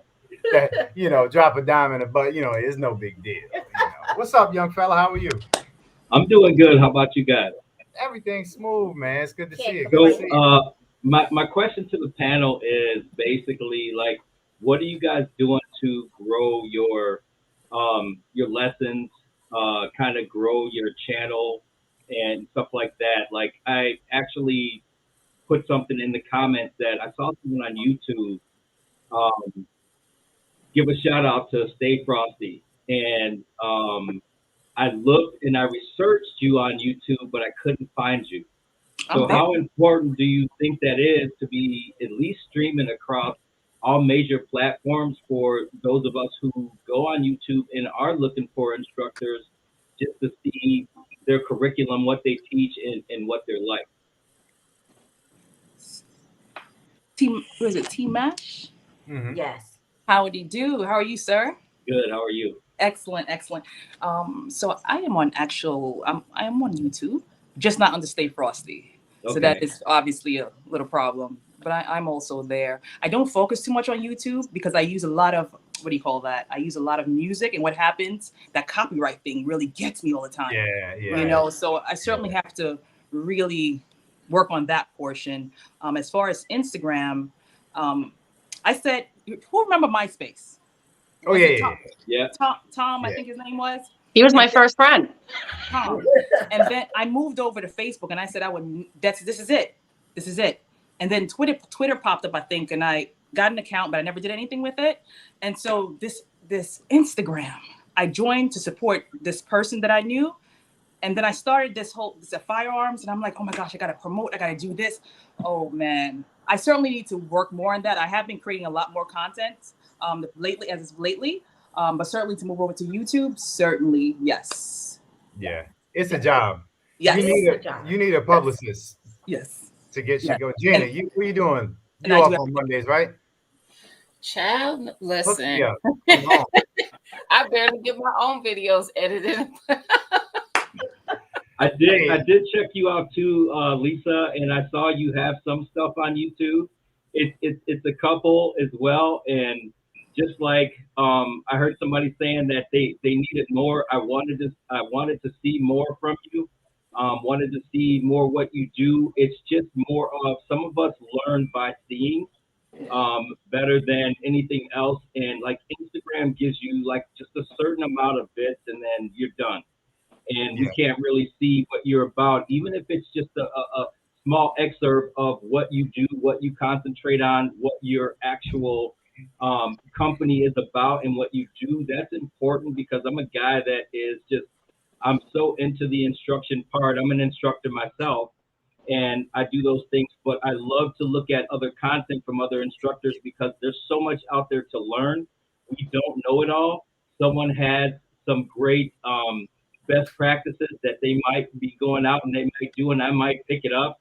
And I kind of try to learn a little bit from everybody. There's takeaways from everybody, and there's things that you want to leave alone from everybody else as well. But at the same time, I just want to let you guys know, just keep doing your job. Always think about, streaming across other platforms too, so you can appeal to the masses and the broad audience that's out there, because there's people like me that's out there that's want to learn. And if I hear about you from someone else, I'm going to want to go and check you out. So there's people out there that do have your backs, whether you know it or not, and they're going to shout you out. So I just want to say, guys, best wishes. God bless you guys in what you're doing, and keep up the good work.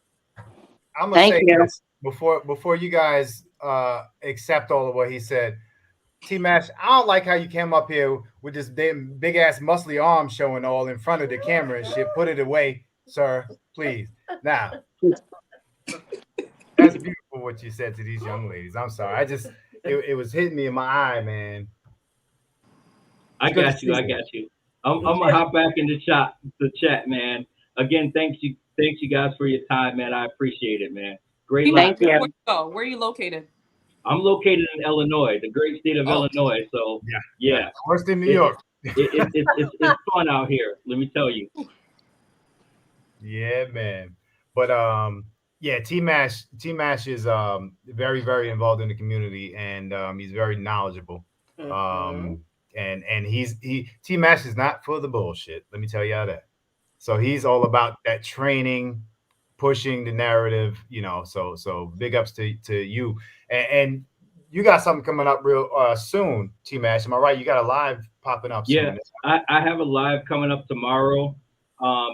Just to kind of break it in, I mean, we're 9 days into what just happened, not even 2 weeks into our school season, and both of my young boys are in high school, and we already had a school shooting a call already. So yeah, it's just it's nuts out here, and my youngest is a freshman, and he's scared to go to school now because this is his first dive into high school, and we were already locked down for a while. So wow.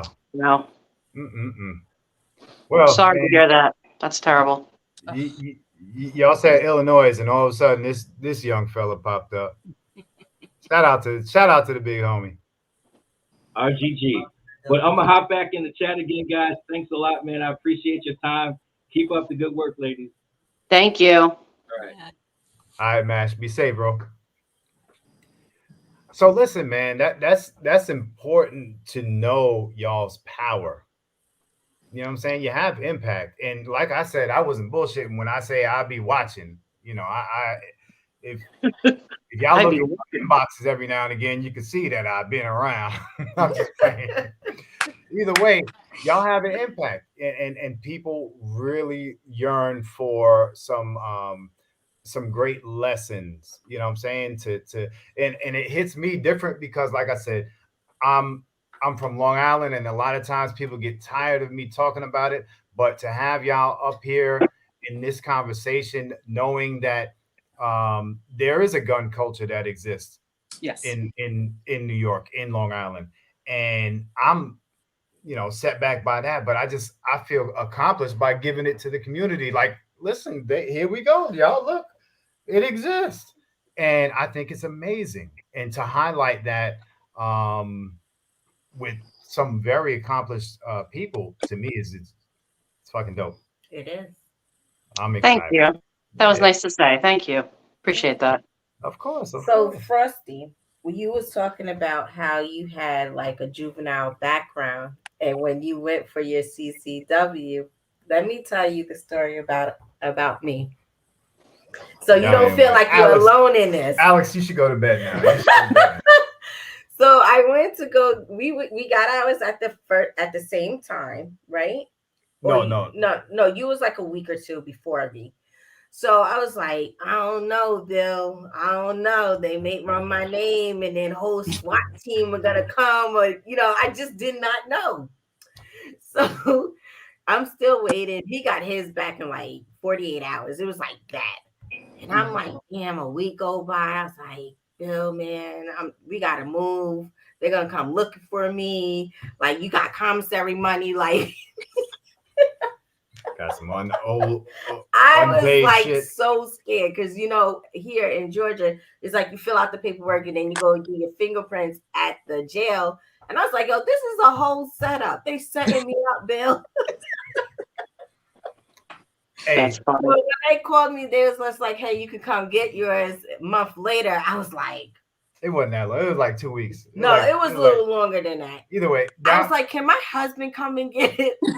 for me, I was refusing. they were trying to lure her in. Like, yeah, no, it's here.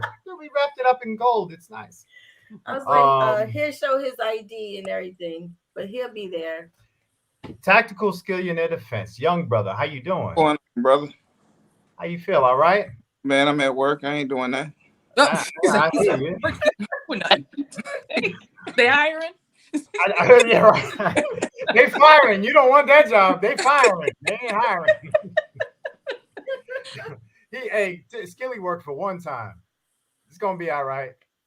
So what you got to say for these young ladies up here on the panel, Skilly? I got a question. My son, he's 12. He'll be 13 in the next 3 days. I got him in a little shoe and he likes it.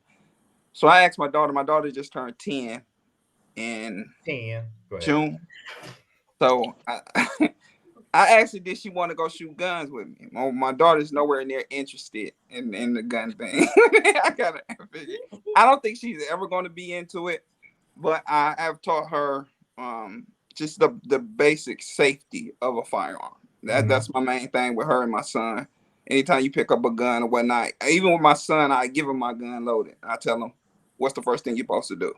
So he's kind of got the flow of what he's supposed to do with the gun. How can I engage my daughter maybe in the future? I'm probably thinking right around the same age I did my son, 12, 13, to maybe kind of get her into it a little bit. I just want her to be able to protect herself. That's my basis with her, if she don't get into it like that.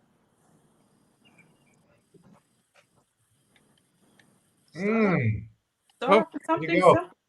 I know you got some of those around. Yeah, we got Nerf guns. I bought a Nerf gun. Start off with those type of things. Sometimes it's scary. Obviously, it's a scary thing, or I'm not sure what her reasons are. But start off with the less lethal. This works. This is really good. Yeah, we play Nerf guns around the house. I got a couple. No. Treat it as if it's No play. treat it as if it's a real gun. Okay. And use it. You said she's how old? 10 or something like that? 13, yeah. 13. No, she's a big girl. Okay. No, she's 10. She's 10. Okay. Start off with a Nerf gun if you can. Something simple. I don't know if you get into the BBs or whatever, but Nerf gun is cheap. They have the little whatever these things are. What do you call darts or whatever? But yeah, start off with the Nerf. I would suggest that. Okay. Yeah. Can I piggyback off of that? Just saying maybe hire a female instructor and maybe work with her and kind of step back and let the instructor kind of work with her alone. I wouldn't, I'm saying not in the room, but let them kind of do their own thing and don't interrupt and just let them kind of flow and see what happens. I get a lot of like young kids, who are new into the world, and, the parents are shooters and they want to get them into it the right way. And they just hire me, and by the end, they're like, let's do it again. When we doing it again? And they get really excited about it. So you really want it to be a very positive and exciting experience for them, not a scary experience. So be very careful of who that person is that's going to be that first instructor, because that's really going to make or break her, to be honest. Okay, gotcha. I agree with that. That's Listen a to everybody very else good- but the parents anyway. Yeah. Exactly. A parent cannot teach a kid or a sibling or a boyfriend or a wife, because we're condescending and, we're nasty, but Right. to everybody else, we're the most sweet, enduring person ever. So I don't know. I don't see it. I don't see it. So I can't teach my wife at all. So Can't Patrick teach her. Riley Tactic. has Where you located? a question. Oh, Do you guys like New York pizza or Chicago pizza? Ooh. Oh God. You don't eat pizza? I've never had Chicago pizza. But I'm not a pizza They lover. said you don't eat pizza. It I'm not looks a like- pizza. Look, I've never had it. I just know what it looks like. right. But It's ain't no delicious. damn way. But both. Ain't no way Chicago pizza getting up on this one. Not on this panel. Not No. today. Mm. No, sir. Mm-mm. Shit. I'm grandma New York pizza all day. Grandma. If you don't know what a grandma is, you got to come to New York and figure it out. Right. Yeah. Tactical, you're in Hey, Chicago? Once an eagle, always an eagle. You're in Chicago, Yeah. Tactical? Well, No, not Detroit. No, he's in Where? Michigan. Detroit. Oh, because I'm like, he didn't sound Chicagoan. No, no. Well, apparently there's a Detroit style pizza too. Look, even Well, people in everybody Detroit got don't know about it. pizza. They're like, That "Is don't it?" look good. That's a late entry. I don't think that's allowed. I don't think so at all. That's like diet sugar-free water. Like, who really put that in there? So I want to go back a little bit, if I can. Yeah. You mentioned something about the competitive shooting. A vision that I had was I had started a group of young boys to start or to move into that process of competitive shooting. Because again, the Olympic team is really, there's no diversity in the Olympic team when it comes to the shooting. So that was one thing that I was really, really hoping to achieve. I don't know. Interesting. Yeah. So we Alex, It is quite white, isn't it? Hmm? I never really thought of that, to be honest. Like literally just blew my mind. You're right. Like there is no diversity. It's just like little white boys. Yeah. we Crazy. got You're Alex into competitive shooting. He does Steel Challenge. Nice. In our area, the toughest part is we fund it, we do it. It's they have scholastic programs, but it's generally skeet shooting. Yes. So getting his thing is pistol. He loves his Steel Challenge pistol shooting. So we have to fund that. We have to pay for ammo sucks, driving sucks, going to these events and all that stuff. And it's so that part is not easy. But when, like you said, when he does arrive there, he's the only one of his type. Mhm. Absolutely. And even, even as how can I say it? As a content creator, he's a content creator on YouTube also. It's not popular. It's just not a popular for a 12-year-old kid with dreadlocks to be able to show somebody something with a firearm. Such a negative connotation or it doesn't exist. You know what I'm saying? So within that competition area, we are trying to push him, but we don't want to over push him. Right. We don't want to have him do it because we want him to do it. Yeah. So that's kind of the limbo that we play because it's dangerous as the space that it is. I don't want him to be angry. It's been times where we had to stop everything at the range, pack up our shit because there was an attitude. You know what I'm saying? Yes. And I don't play with that at Yes. all. Hey, No, his gun's here. I love you, bro. But I ain't trying to get shot by my own kid. You know what I'm saying? So we always know the limits of where we're pushing him and where we got to ease off and let him want something or appreciate something. But speak for yourself if you want to. We're talking about competition shooting, and your interest in it. Oh no, I totally hate competition shooting. There it is. Oh no, There I it hate is. it. Why? Why? I get humiliated. Whenever I miss a shot, I'm like, yeah. A lot of pressure. There is a lot of pressure in it. Okay. But at the same time, it helps. It helps me progress in this shooting. Yeah. It's a really delicate area. It's a real delicate space. He wants to be cool, and his life is around adults for the most part. He's been homeschooled for like 3 or 4 years, and this last 2 months is the first time he's been back around children. So his environment is adult based. Yeah. Firearm enthusiast, adult based. That's all his friends. Right. You know what I'm saying? So he wants to be able to impress them, compete with them, and all that. And the second that he doesn't feel that he's what they expect, the pressure is heavy on him. Yeah. You know what I'm saying? Mhm. I have to say, a timer melts your brain. Yeah. Once you It hear it, literally melts the brain right out the ears, and you no longer exist in this Whoosh. world. So Whoosh. totally. So you can't really like correlate that to normal things. It's just, people are watching you. You have a timer. And the worst thing that we do is when we have a terrible shot is we're like, oh God. And next thing you know, that sabotages the next shot. Oh, the stage. Oh, yeah. So we kind of have to we can't fix that. It's already gone. You can't do anything about it. You can't take it back. You don't get a reshoot. Just let it go. You can't kind of dwell on that. So you got to look at it differently. Just run your course. Don't worry about the timer. Go in your pace. Do not, put yourself in someone else's path. It's your journey. And, you'll get there when you'll get there. And if you go faster than that, it's irresponsible almost. And if you go too slow, you're not pushing yourself. So you need to come right in that middle road where, you're starting to grow, but yet you're not, stagnant and just, roll with it. You'll be fine. You're still young. So, I wish I was starting to shoot at, how old is he? 12, 13? Yeah. How old is this kid? He's how old? 12. 12. I wish I touched a gun at 12 years old. I was doing martial arts at 12 years old, which was a good start into that. But I wish my parents were cool like you, man. Oh, that'd be so awesome to go shoot with my family, my mom, my dad. That's amazing. My father did wasn't so cool. It was bowling. That is not cool or fun. Bowling is not like firearms. I would have taken firearms any day of the week. Yeah. But I'm just saying, you have a great opportunity to really grow and flourish into an awesome shooter, maybe even professional if you play your cards right, especially now that you're getting into competition, especially being a person of color.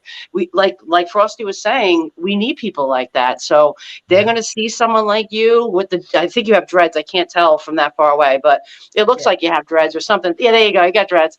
So you need somebody that with dreads that look like you so that other people that look like you will come through the ranks and say, you know what, that kid did it, and now I'm going to do it too. That's right. Right. That's right. That's why I also I like when I pep people up, like, oh, that kid did all this and I want to do it. Cause man, I don't remember who it was. I'm really hating myself for this. Cause their daughter, I think, was disabled and she really wanted to shoot. And I think it was Showtime. I'm not sure. Okay. It's somebody at the RGAs. Mm-hmm. It was like they showed the video of me, and then they really want to shoot because I can do it. And then I think they're shooting. Yeah. And And I well, was like, understand wow. that you could be and are inspiration Right. to not only children, other adults. Right. It just is. You know what I'm It's saying? true. I have a question. Mm-hmm. Okay. to all the instructors, or in general, anyone that has feedback on this, how do you vet your students? When I say vet your students, usually you may have a phone call, a conversation before you meet them, but they show up on the range. You really don't know their mindset. You don't know what they're going through, but you're there. You're about to do live fire, right? Scary.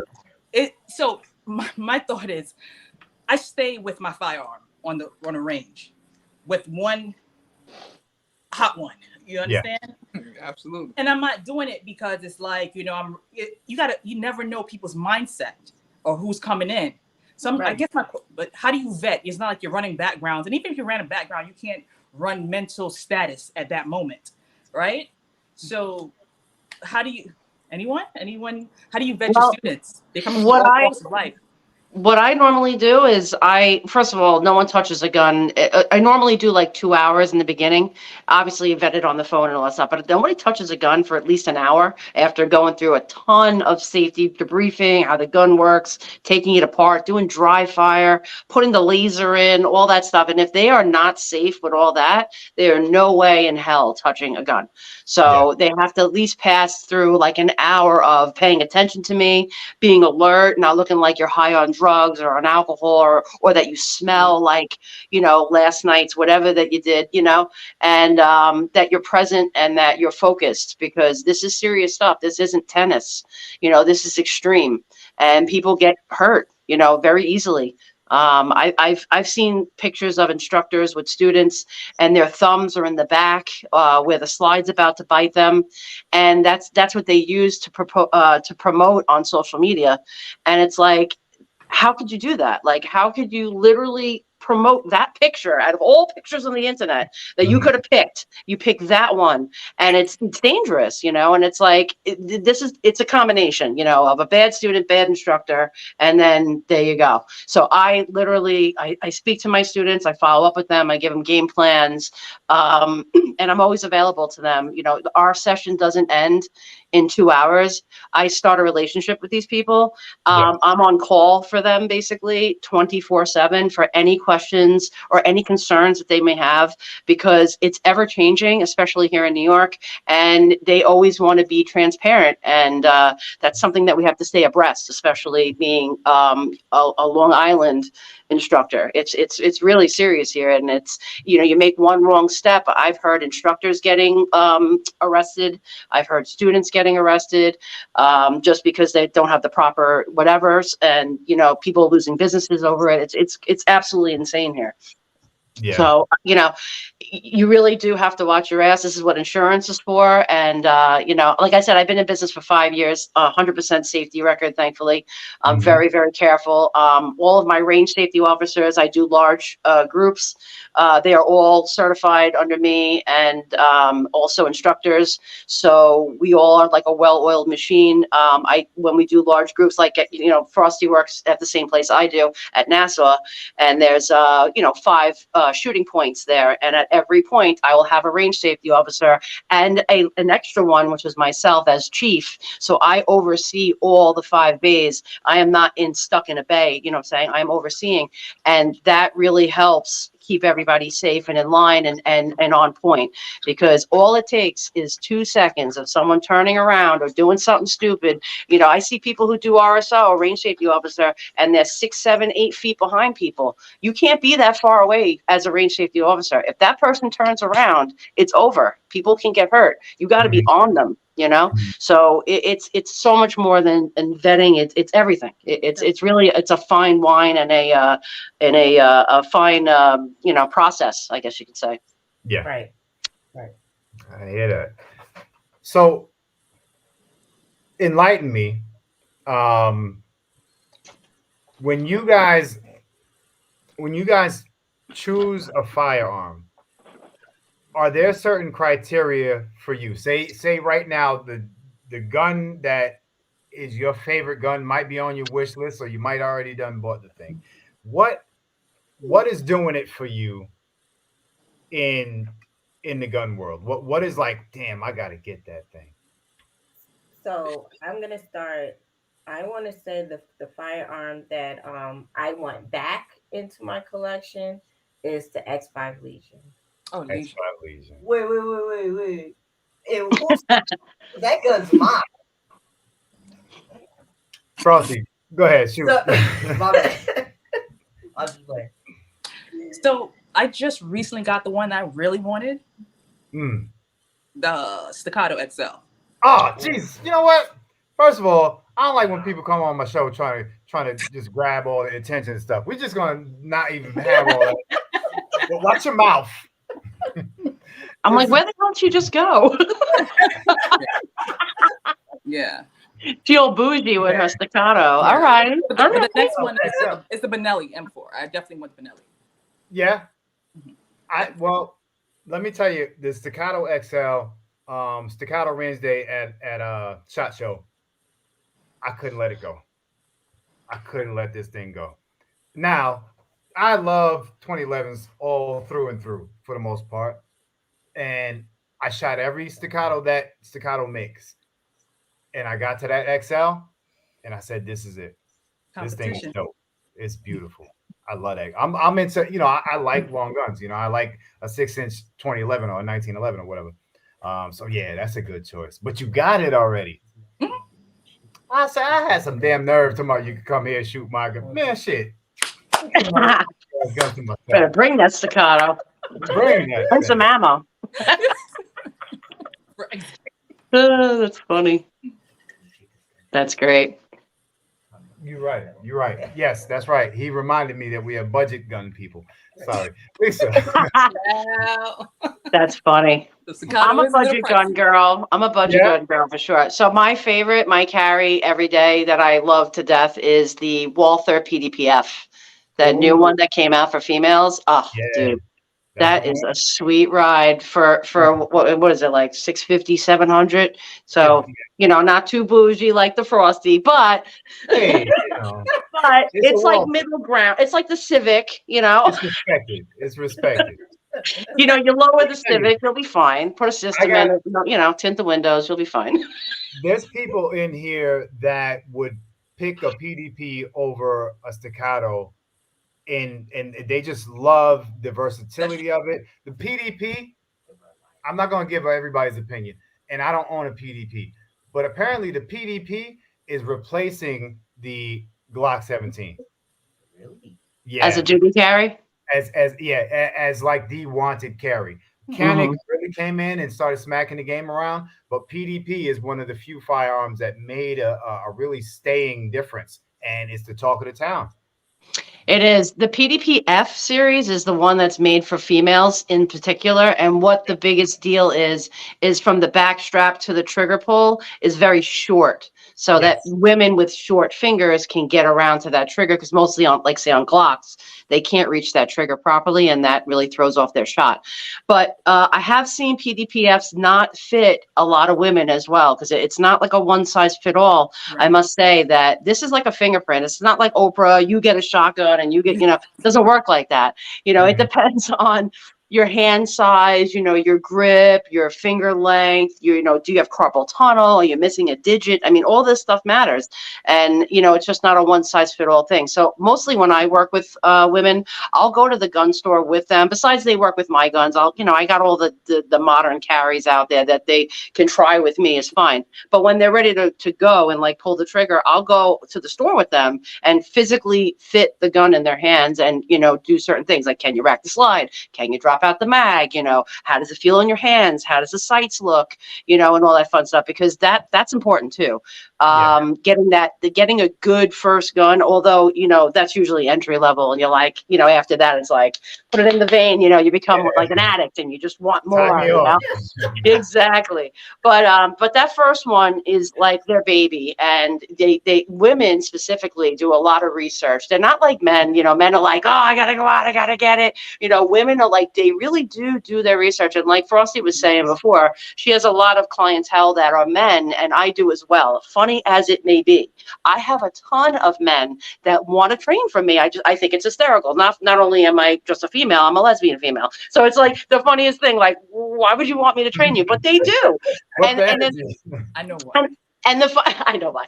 Me too, kind of in a way, I guess I do. But in a funny thing way, you think like I would have a lot of females, but most likely the females, they make such a qualified purchase that they're not rushing out to the store to go buy their gun or even get a carry per se. I see a lot of men like, oh, put it on me, or they have like the worst choices of guns I've ever seen. Like I'll get this huge guy with a tiny ass gun, and like he's about to blow his thumbs off, and I'm like, bro, like you're gonna blow your thumbs off. Like you got to be really careful with this.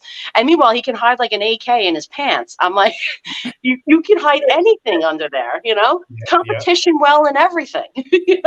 Man, whatever, it is what it is. Gina, I almost can speak for you again. I hope you went to bed. So I haven't. I agree. I am researching my everyday. I do have firearms, but they are not they're not an everyday carry. Mm-hmm. I like long barrel. I mean, long. That's my preference. But I have shot the Walther PDP. I did like it. Mm-hmm. I also have shot the Canik Mete. Did not like it. Mm. So, but I like a lot of Canics. True. And did you try the CP9? I have that one. Uh-oh. Do you like it? I do. It's a good gun. I also like the Legion. I also like the new one, the Rival S. I got to shoot that one as well. I think that's one you like. None of those are mine. But my trainer, I get to shoot a lot of his toys. So, but I'm still searching out that everyday carry. So that's why I'm like, I do look for other ladies who are in 2A to see what are the ladies carrying for every day.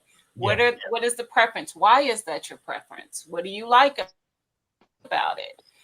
That kind of stuff. So that's I'm still filling it out for myself. I had to kind of pump the brakes because I'm not kidding. I started purchasing and it was getting a little out of hand. A little. Shut up, Billy. This idea to where her partner does not know how many. My husband didn't know about my second purchase, actually, or your third. My third. Okay, we're gonna edit that. We're gonna edit that statement. We gotta edit. But it's funny to me because it's usually the other way around. I remember when Billy used to have shit in his trunk. This whole thing. I can't do it like I do and he'll tell me to get something from the back and sneak it in. Like and I'm like, when the hell we get that? And he'd be like, babe, we've been at that. That's how I do my clothes. But they gave it to me. No, but I definitely I'm still researching as far as it goes for my everyday carry. Can I add a suggestion to you, for what you should look for in terms of just a small guide? Mm-hmm. One, I just want to say, stay away from grip safeties. You do not need them. And most likely what happens is your hands will fatigue after a couple of shots and it winds up not going off at all. Mm-hmm. So you don't really need them. It's like in our head, like, oh, we need all these safeties. You really don't. If you are safe and your finger doesn't go in there and you have proper gear and proper technique, you're not going to get hurt. It's just, if you're going too fast and you skip all the training portions of it, you can get hurt. But if you do it properly, you're fine. You don't need a grip safety per se. Hey, Lisa. Yeah. Too late. She already got a grip safety. She already got a grip safety. Many of them. That expensive gun. I mean, secret gun that she was. Really? Too late. Well, they're fine to have, but not for an everyday carry. That's a different, that's a different category for everyday carry. So yeah, exactly. I see it all too often. Just women, specifically women, they just tend to loosen up on their grip, and it just doesn't go off. It's literally like a paperweight. Yeah. Mm-hmm.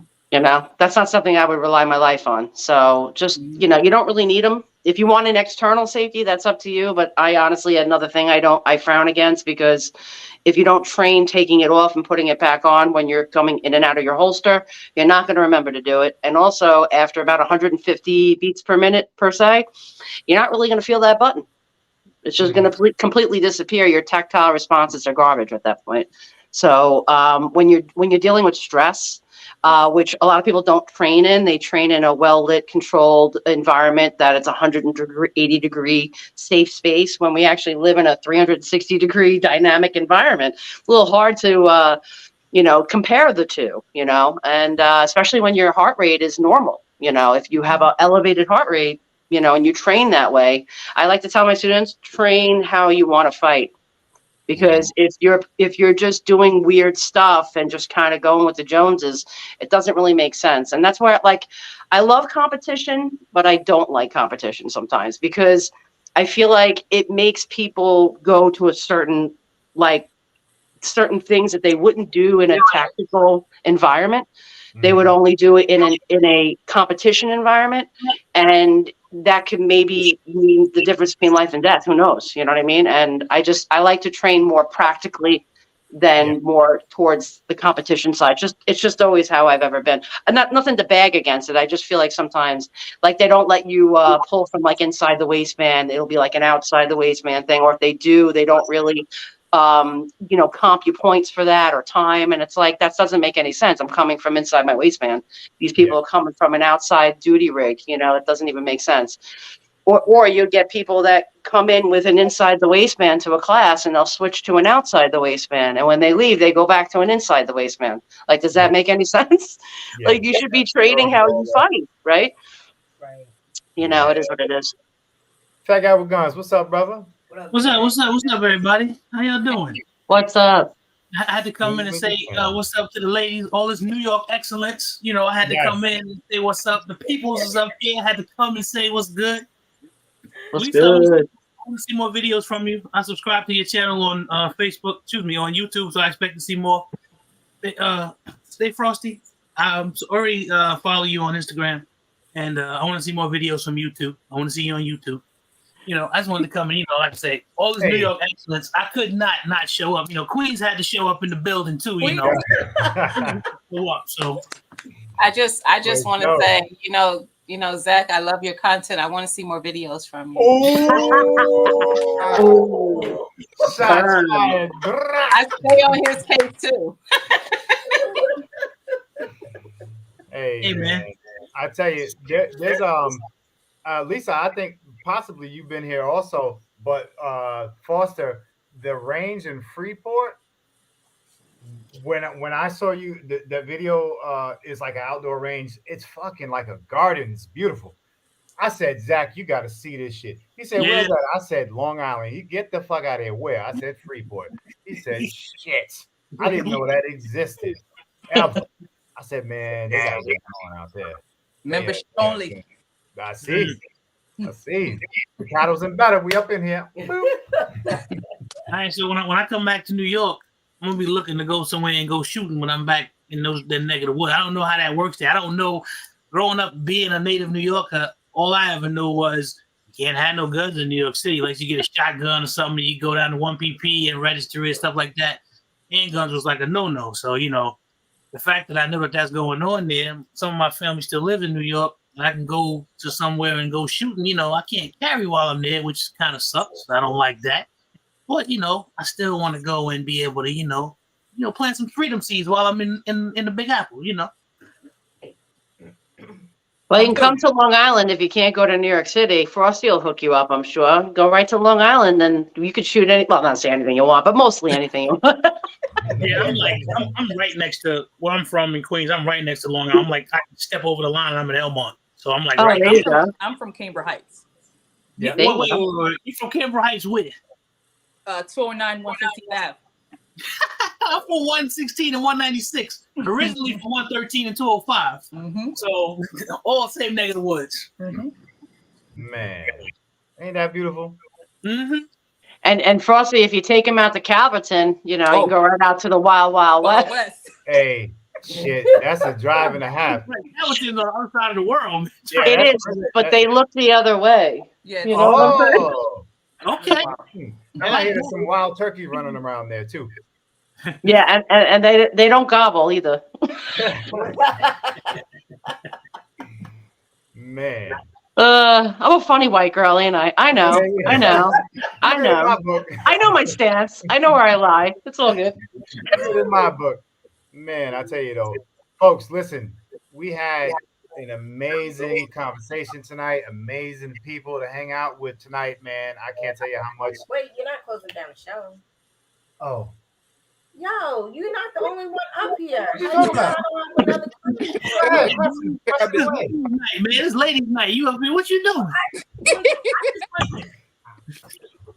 Let's He's go. gonna Al. get his ass beat. Let's go. I wanted to know, do you guys prep in other ways besides two-way? Do you like garden? Do you guys can? Like natural preppers, like I garden, nice. so I farm. Yeah, you Okay. call it farming. Yes, I do.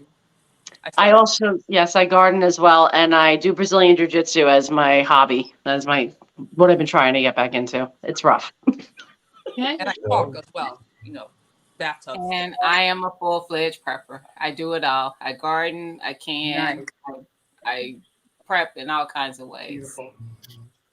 Beautiful. I would love to learn how to can. Oh, it's It's fun. pretty easy. It's easy and it's fun. Yes. Mhm. It's a very Gotta reload.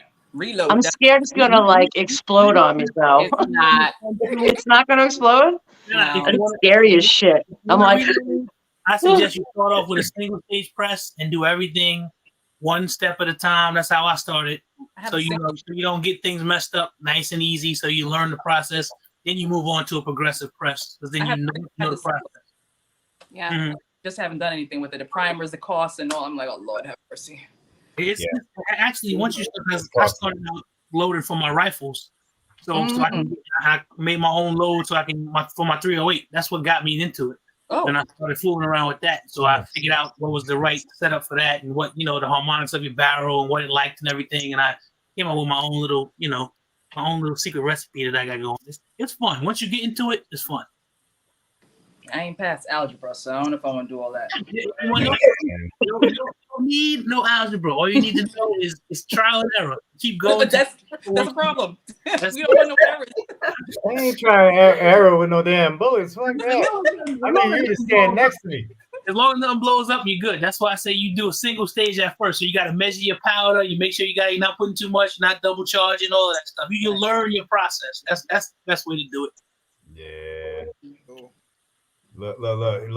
He ain't. Skilly, you ain't gonna make it through tonight. So I have one question there. Okay. So I saw that one, two, maybe a third guy came on, right? Mhm. So my thought, I don't know if anybody knew where I'm going with this. So my thought, again, when we talk about the sisterhood, Oh, where they at? where they at? Stay in the Hey, chat. we a lot of times.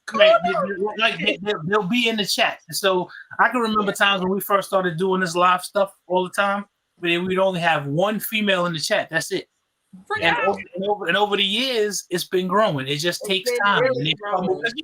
and usually when you look into the 2A industry, it's always all you usually mostly see is men. That's all you see. So when the ladies show up, we even treat you guys better than we treat the guys. Each other. Yeah. We want to have you around. We want you to be there. We want you to learn. We want you to be able, like my wife, she doesn't shoot, but I want her to. And the more I keep bringing out things and she sees people, maybe she'll want to do it. So it's like we love. I mean, I would love to see more and more and more. And that's one of the things that I can only speak for myself, and I'll speak for Billy too, because that's my partner. That's what we do. We try to pull as many of the ladies and the women that we can, because we want them to be able to be empowered and feel empowered. And even if you're out there on the range, we'll step away from them, have another lady show them or whatever. Like, because I work for the project here where I am in Ohio, up in Cincinnati, called the Brown Girls Project. So I was training them for a long time. I don't know how many different Black women we trained all the time, but you learn how to work with them, you know. And what the one thing I found out is that women shoot better than men. All the guys can get mad if they want, but it's the truth. I don't know why, it is. And you know, so we want to see as many women as we can in these lives, in the classes, on the range, all the time. It's better to me. I think it's better. I like it. I don't know what it is. I don't know why. I think it's just that you got to keep opening the door so people can feel that it's comfortable. You know, the interesting thing is, I do prefer male instructors for myself. For myself, personally. I'm not one of those females that want a female. So I get it. True. Now, see, I think that I might have done it sooner with a female, but because it's almost intimidating a little bit with a man. But I will say, because if y'all remember me mentioning, that Guy with Guns is who who instructed me with firearms, who I go to the range with and everything. And it was after that first meetup, I was all in. Turned up. Okay. I was all in. It was like kind of what Lisa said, how she does. The beginning was just the instruction. We went over just the safety and all that stuff. By the time I got to actually putting it in my hand, I was comfortable. And that's what it's about. So you really have to like break down that like stigma of, oh, it's just going to blow up in my hand, or it's going to go blow up in my purse, or blow up on my body. It's like, let's break down the gun. Let's look at it piece by piece, you know, in light, without having, you know, all this, agita of, you know, it's going to go off, and just explain every part. And by the time we're done, you know, with dry fire and whatever, they're like, let's go, throw a cartridge in there. I want to shoot, you know? Yeah. And it's a great feeling. And especially if you do it right, you know, like some people, when they train, they don't understand, like it's a slow start. It's like building a fire. First, we need a little bit of kindling, you know, a little bit of a larger wood. And then we just start building on top. And next thing you know, we have a sick fire going on. And, you know, that fire keeps blazing, you know, throughout your journey if it's done right. That's what I was saying before, you know, for even, what's his name? I can't really see. I don't want to say what does that say? Fat guy with guns? Oh, Fat Guy with Guns. Is that I can't really see it. Yeah, it's Fat Guy with Guns. Is that what that says? I can't see. I'm fucking blind, girl. Anyway, do you see these glasses? They're so thick. Anyway, I was going to say about you and your wife, you know, maybe like I said before with the kid thing, like maybe get her a good qualified female instructor. Frosty, I think, lives right near you. That was tactical. Oh, was it? Oh, was it? No, I think it was his wife too. It was Fat Guy. I did say something about my wife. Yeah, I did say something. Yeah, so I was just saying, like, if you want her to get into it, why don't you work with Frosty and, you know, get that, you know, initial, like, a really, like, I know she goes to the range with you. You said that before, but it's different going to the range with, like, your husband, who's like, I don't know if you do this or not, but most husbands' boyfriends do. Like, they'll load up the gun and they'll hand it to you, you know, like this girl's got to do everything on her own. She's got to load it up. She's got to put the gun and make it ready and do it all on her own, you know, and that will build that confidence. So it's just something to think about. That's my thing with Preach, Lisa, preach. I've trained a lot of ladies, and you can ask Gina. One of the first things that I had her do, she had to load her own magazine. I showed her how to do it, and then she has to know how to do it. I don't believe in that. Oh, I'm gonna do it for you. Here, you take it. You do this. No, I say, here you go. Yeah, this is how you do it. Now load 5 rounds so I can see you do it. Exactly. And it's also dangerous to hand someone a loaded gun. You want them to, if they can't load a gun on their own, they shouldn't be touching it. Exactly. This is where like the whole Alec Baldwin thing comes in. You know, it's like, come on now. Mm-hmm. So.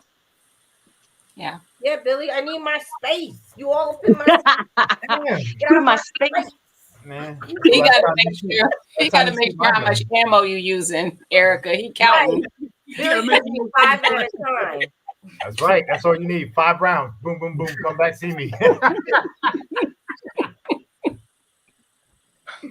Anyone shoot indoor range besides Lisa and myself? Anyone do indoor range? No. Okay. Just want to do a quick PSA for myself because I've experienced it. I've actually gotten the lead poisoning. Really? It's serious. It's serious. It's really bad. So I would suggest if you do shoot on the indoors, maybe the mask, but as far as a little ventilation system going on, but also obviously you know not to pick up the casings with your hand, not to drink inside the range room. If you're sweeping up stuff, make sure something's on your face. It's serious. It's really bad. Now, I pick up casings with my hand all the time. Now, the one thing that I do periodically is if I go to the doctor, I'll have them test me for that. Yes, lead blood level. I don't wear a mask and all that. And the last 3 times I've had it done, I've been fine. Okay. I always pick up casings with my bare hands. There's always something popping all around. It's just something that I kind of just get used to. That's why you're getting that six finger growing on your left hand. Keep playing around with the also damn it's more detrimental to younger folks, like your son over there, especially him not having any kids and stuff like that. It's really bad, and the brain is not developed as yet. You know, for myself, my memory was gone. It was really bad, and then it felt like I had arthritis. The tingling in my fingertips, it was severe. It was really bad. So I would suggest just protect yourself as much as possible. Obviously, you're gonna have some level because you're around it, but try to definitely reduce as much as possible. Vitamin D, milk, all that stuff. A clean diet as well. Water, all that stuff. Yeah, I also have a very high lead rate. I was hit with about a 20. I don't know what your level was, but I was hit with a 20, and I always get headaches when I leave the range and stuff. And just about a year ago, I started wearing the spin-on filter masks when I go to certain ranges. The range I normally work in all the time, not Nassau, it's a private range. It has really good ventilation, thank God. But if I go to like Smithtown or something like that, or Medford, I'm putting that mask on because the HVAC is absolutely terrible. Most ranges here are absolutely terrible, and OSHA knows about it, and they do nothing about it. Like, they can clearly shut them down in 2 seconds, but they don't. They know. I told them, I said, I'm a firearms instructor when OSHA called me, and they asked, why is my lead rate so high? Because they had a, you know, oh yeah, they called. And I was like, well, I'm a firearms instructor. They're like, well, can you take a break? Yes, that's the first thing. Oh yeah, so I'm going to let my student with a high-speed lead projectile die while I take a break because I'm going to get lead poisoning. Awesome. Right. Decisions. Yeah. Right? And there's such limited options. Yeah. And like I said, man, when it comes to wintertime, shit is really limited. I shot indoors twice, I think. Wow. I can't. Yeah, but you live in America, so that doesn't really count. Yeah, I know, right?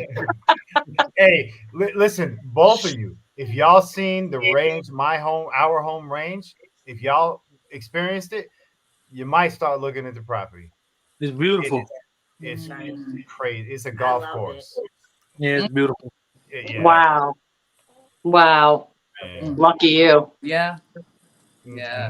No, we get like the 1970 special with the string that we have to like.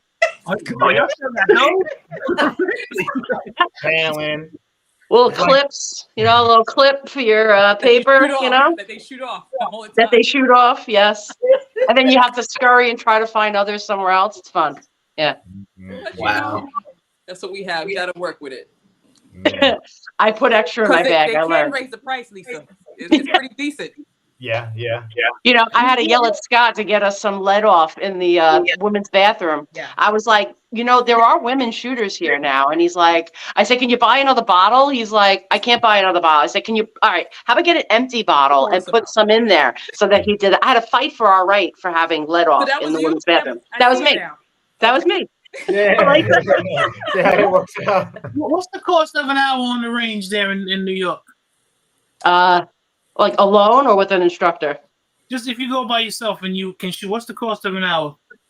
Yeah, 22. It depends on if you're a like a leisure pass owner or whatever. It could be 12 if you're a senior citizen, but most likely 22 an hour. Oh yeah, military, right? 22 an hour or $20 an hour. I thought it would be a lot more than that. That's actually not, because when I went to New York to shoot, like we were up in New Jersey. My brother took me over to Gun for Hire. Oh, Gun for Hire is expensive. When I went to shoot over there, I asked the lady how much was a box of 50 9mm, and she told me $30. Yep. I was waiting for her to laugh. Seriously, at the time, I was waiting for her to laugh and say that was a joke. I'm like, huh?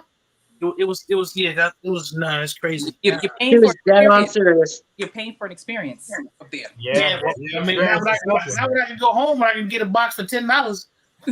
Get that. I'll need that experience. Hey, I shout tell you out though, it's to, a really nice range though. That's a nice range. It is nice.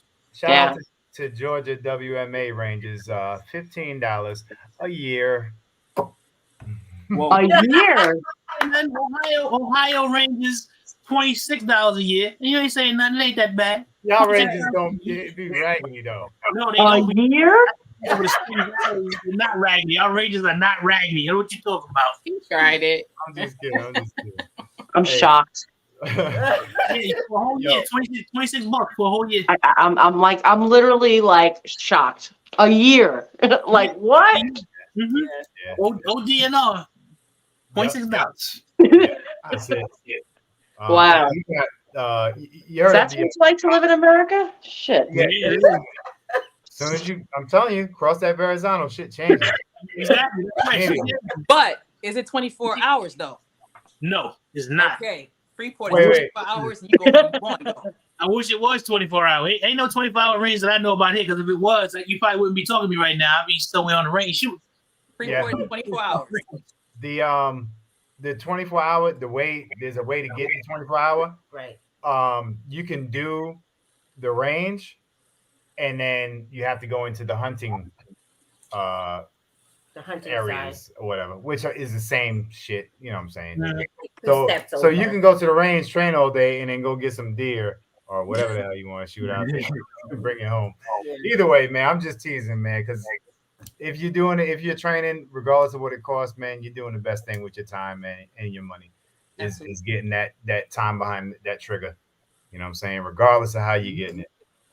And when you can't, dry fire as much as you can. Practice with your draw, practice with your trigger pull. You So said much. your what? Your You draw. draw. Oh, I thought he said your drawers. Practice with your drawers, and I was like, you talking about dry fire and Yeah. drawers. I was about to say, end the live. Go, yep. I was gonna say that's a different video. Go find the Ninja Turtles video. Mine is in the gutter. What is wrong with this girl? I was like, wait, where are you going with this? Hey, I'm sorry. hey, I apologize. hey, Foster, where'd you get your friends from? What is wrong with these people? But Long Island. yeah, man. Listen. Long Island. Right. The longest island. Look, I tell you, she from Winans, right? She. Oh yeah. Oh, damn. I'm from Damn. Back in the everybody.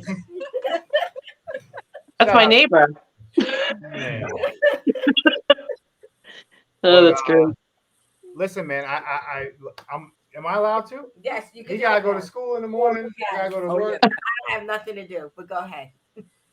I gotta Either tend way. my garden. Hopefully, we always try to send somebody away with something when you hang out with us in here. Learn something or some type of objective to continue the day. If you see a female on Instagram doing the right thing, support that young lady, because they are on a straight barrel through war path to take over the two-way industry, and I'm going to support that. So shout out to all the women, however you're doing it, keep on doing it. Keep on making a name for yourself, man, because I can't sit up here and be sexy by my damn self. Just me. Oh my God. Oh God. Just kidding. Tickets are on sale for a regular meetup 4. Y'all know how that goes. Go to aregularmeetup.com. Purchase your tickets. There's also a lot of information about the women's conference on that website.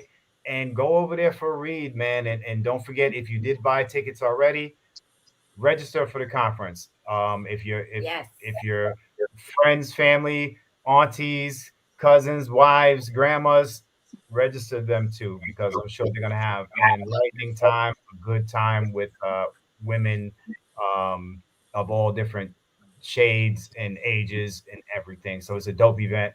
Can I say something real quick? Yes, ma'am. Like, you have time for it? I mean, Just at the women's conference, we don't only talk about firearms. We talk about just general, us being women, in a space together. Yeah. So it is. I mean, we talk about a lot of things. This year, next year is gonna be dope. We're gonna have a lot of giveaways, a lot of fun, a lot of guest speakers. So Food. oh yes, and Good food. Good food. we do feed the women and then the men. Yeah, believe me, they sneak us in the back door and shit. You'll come here. Husbands first and shit. Made you a plate. But I would love to see you women there. We It would would be love cool. to have you guys. So- Definitely love to have you guys. A regular meetup for this year is going to be in the Dayton, Ohio area. Yes. For anybody who missed that part, and check us out, man, and continue to feed the cause. Is That's it one right. day, days? Hmm? How many days? It's 2 days. It becomes kind of three. It Yeah. becomes 3. It depends on when you. There's the official 2 days, but then there's the unofficial day before. If you come there for that, it's just a whole. It's just a whole. I Yes, think exactly. It's a celebration. That's right. It's getting bigger, and we just added something to it. So not only do you have, all right, you got the women's conference, you got the meet and greet, you got the initial first range day, and then you have the actual range day, and then you have the RGA's award ceremony, and then you have the Twister concert. And we snuck something else in there. I'm not going to even do it on this show tonight. I wouldn't do it. Yeah, but Don't there's do something it. else happening. Don't do it. There's something That's else all happening. 3 That's days? gonna be It's a dope. lot. Yeah, that's all. That's good, and that all goes on over the course of those 3 days. There's nothing else like it. Nothing.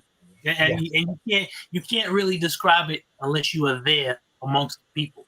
It's something totally different. I don't know if you guys go to any 2A stuff or whatever. It's something totally different. It's an experience that you can't have anywhere else in the 2A community. And I say that strong and proud because I've been here since the beginning. So you won't find that experience anywhere else in the industry. Nowhere. That's right. Let me ask y'all before we go. Do y'all have any plans for Iraq Veteran 8888 or SHOT Show? I go every year. To the SHOT Show or the Iraq? Oh, sorry, to SHOT Show. SHOT Show. You gonna be there in 2024? Yeah, I'll see you there. Lisa? I'm not really sure, to be honest. Every year I get like, oh, you going, and I'm like, I don't know. I usually You go should to go. It's an experience. You should go. Last year was my first. This year was my first year going. It is an experience. It really is. It's just like, overwhelming. yes, it's overwhelming for sure. A lot of walking. I hear it's huge. Like you really got to have some good sneakers. We spent a whole day. We spent a whole day in one building. Wow. One spot. Hey, every day, me and Zach say, we're going to get to the 5th floor. We're going to get to the 5th floor. We were there for 7 days and never made it to the 5th floor. Right, never made it to the 5th floor. Wow. That sounds humongous. It is. That's how much stuff it is. Wow. Yeah, maybe, I don't know. I'll have to see. Maybe. We'll see. If not, Lisa, you should check it out. definitely go to Range Day where you can be an RSO, and it's actually paid, Hmm. which is really cool. Interesting. Yeah, That is cool. It's Industry Day. It's really cool. Yeah, That is cool. Yo, there's so much. Either way, what I'm trying to say is I want to see you guys in person, man. So however we move around this industry within the coming months and all that, man, I really would love to say what's up and link up with you guys, do some shooting and have some fun. Awesome, man. We got to make that happen. Yeah, for real. Definitely. Erica, Matter of fact, we'll be in Long Island in November. Yes. Oh, I have so one let's request. meet up. You mentioned giveaways for the was that a regular RGA? For Yeah. the women's conference. For the women's conference. Will there be firearm giveaway? I mean, And I say that to say, as long as it's New York compliant, I'm tired of people giving away all these really great gadgets, and it's like, I can't win that. If I win, I gotta give it away. So Let me get list of what you could have then. it's just the magazines. As long as the magazines are good. What is it? 10 rounds or Depends on where you're at. True. Long Island, 10 rounds? Long Island. 5 rounds in New York City is supposed to be 5 rounds, really, in New York Right. City. Which is don't make no sense. rounds. For the rifles. Okay. Rifles. All right. Well, yeah, last year, What we gotta talk about? yeah, this past event we gave away a custom built AR-15 from Or Armament, and Yes, we did. the winner lived in Chicago. Right. See what I mean? Didn't really work out, but shout out to Or Armament for making that happen. See what I So- mean? That's what so- I'm talking about, Eric. Come on. Yeah. We're gonna keep you in the loop, man. I'm a winner, so just come on. I will. I keep that in mind this year for next year. But yeah, we're gonna have some fun. It's gonna be a lot of dope stuff, man, and a lot of big companies that come on board. And That's I'm great. telling you, the camaraderie is just dope. It's dope.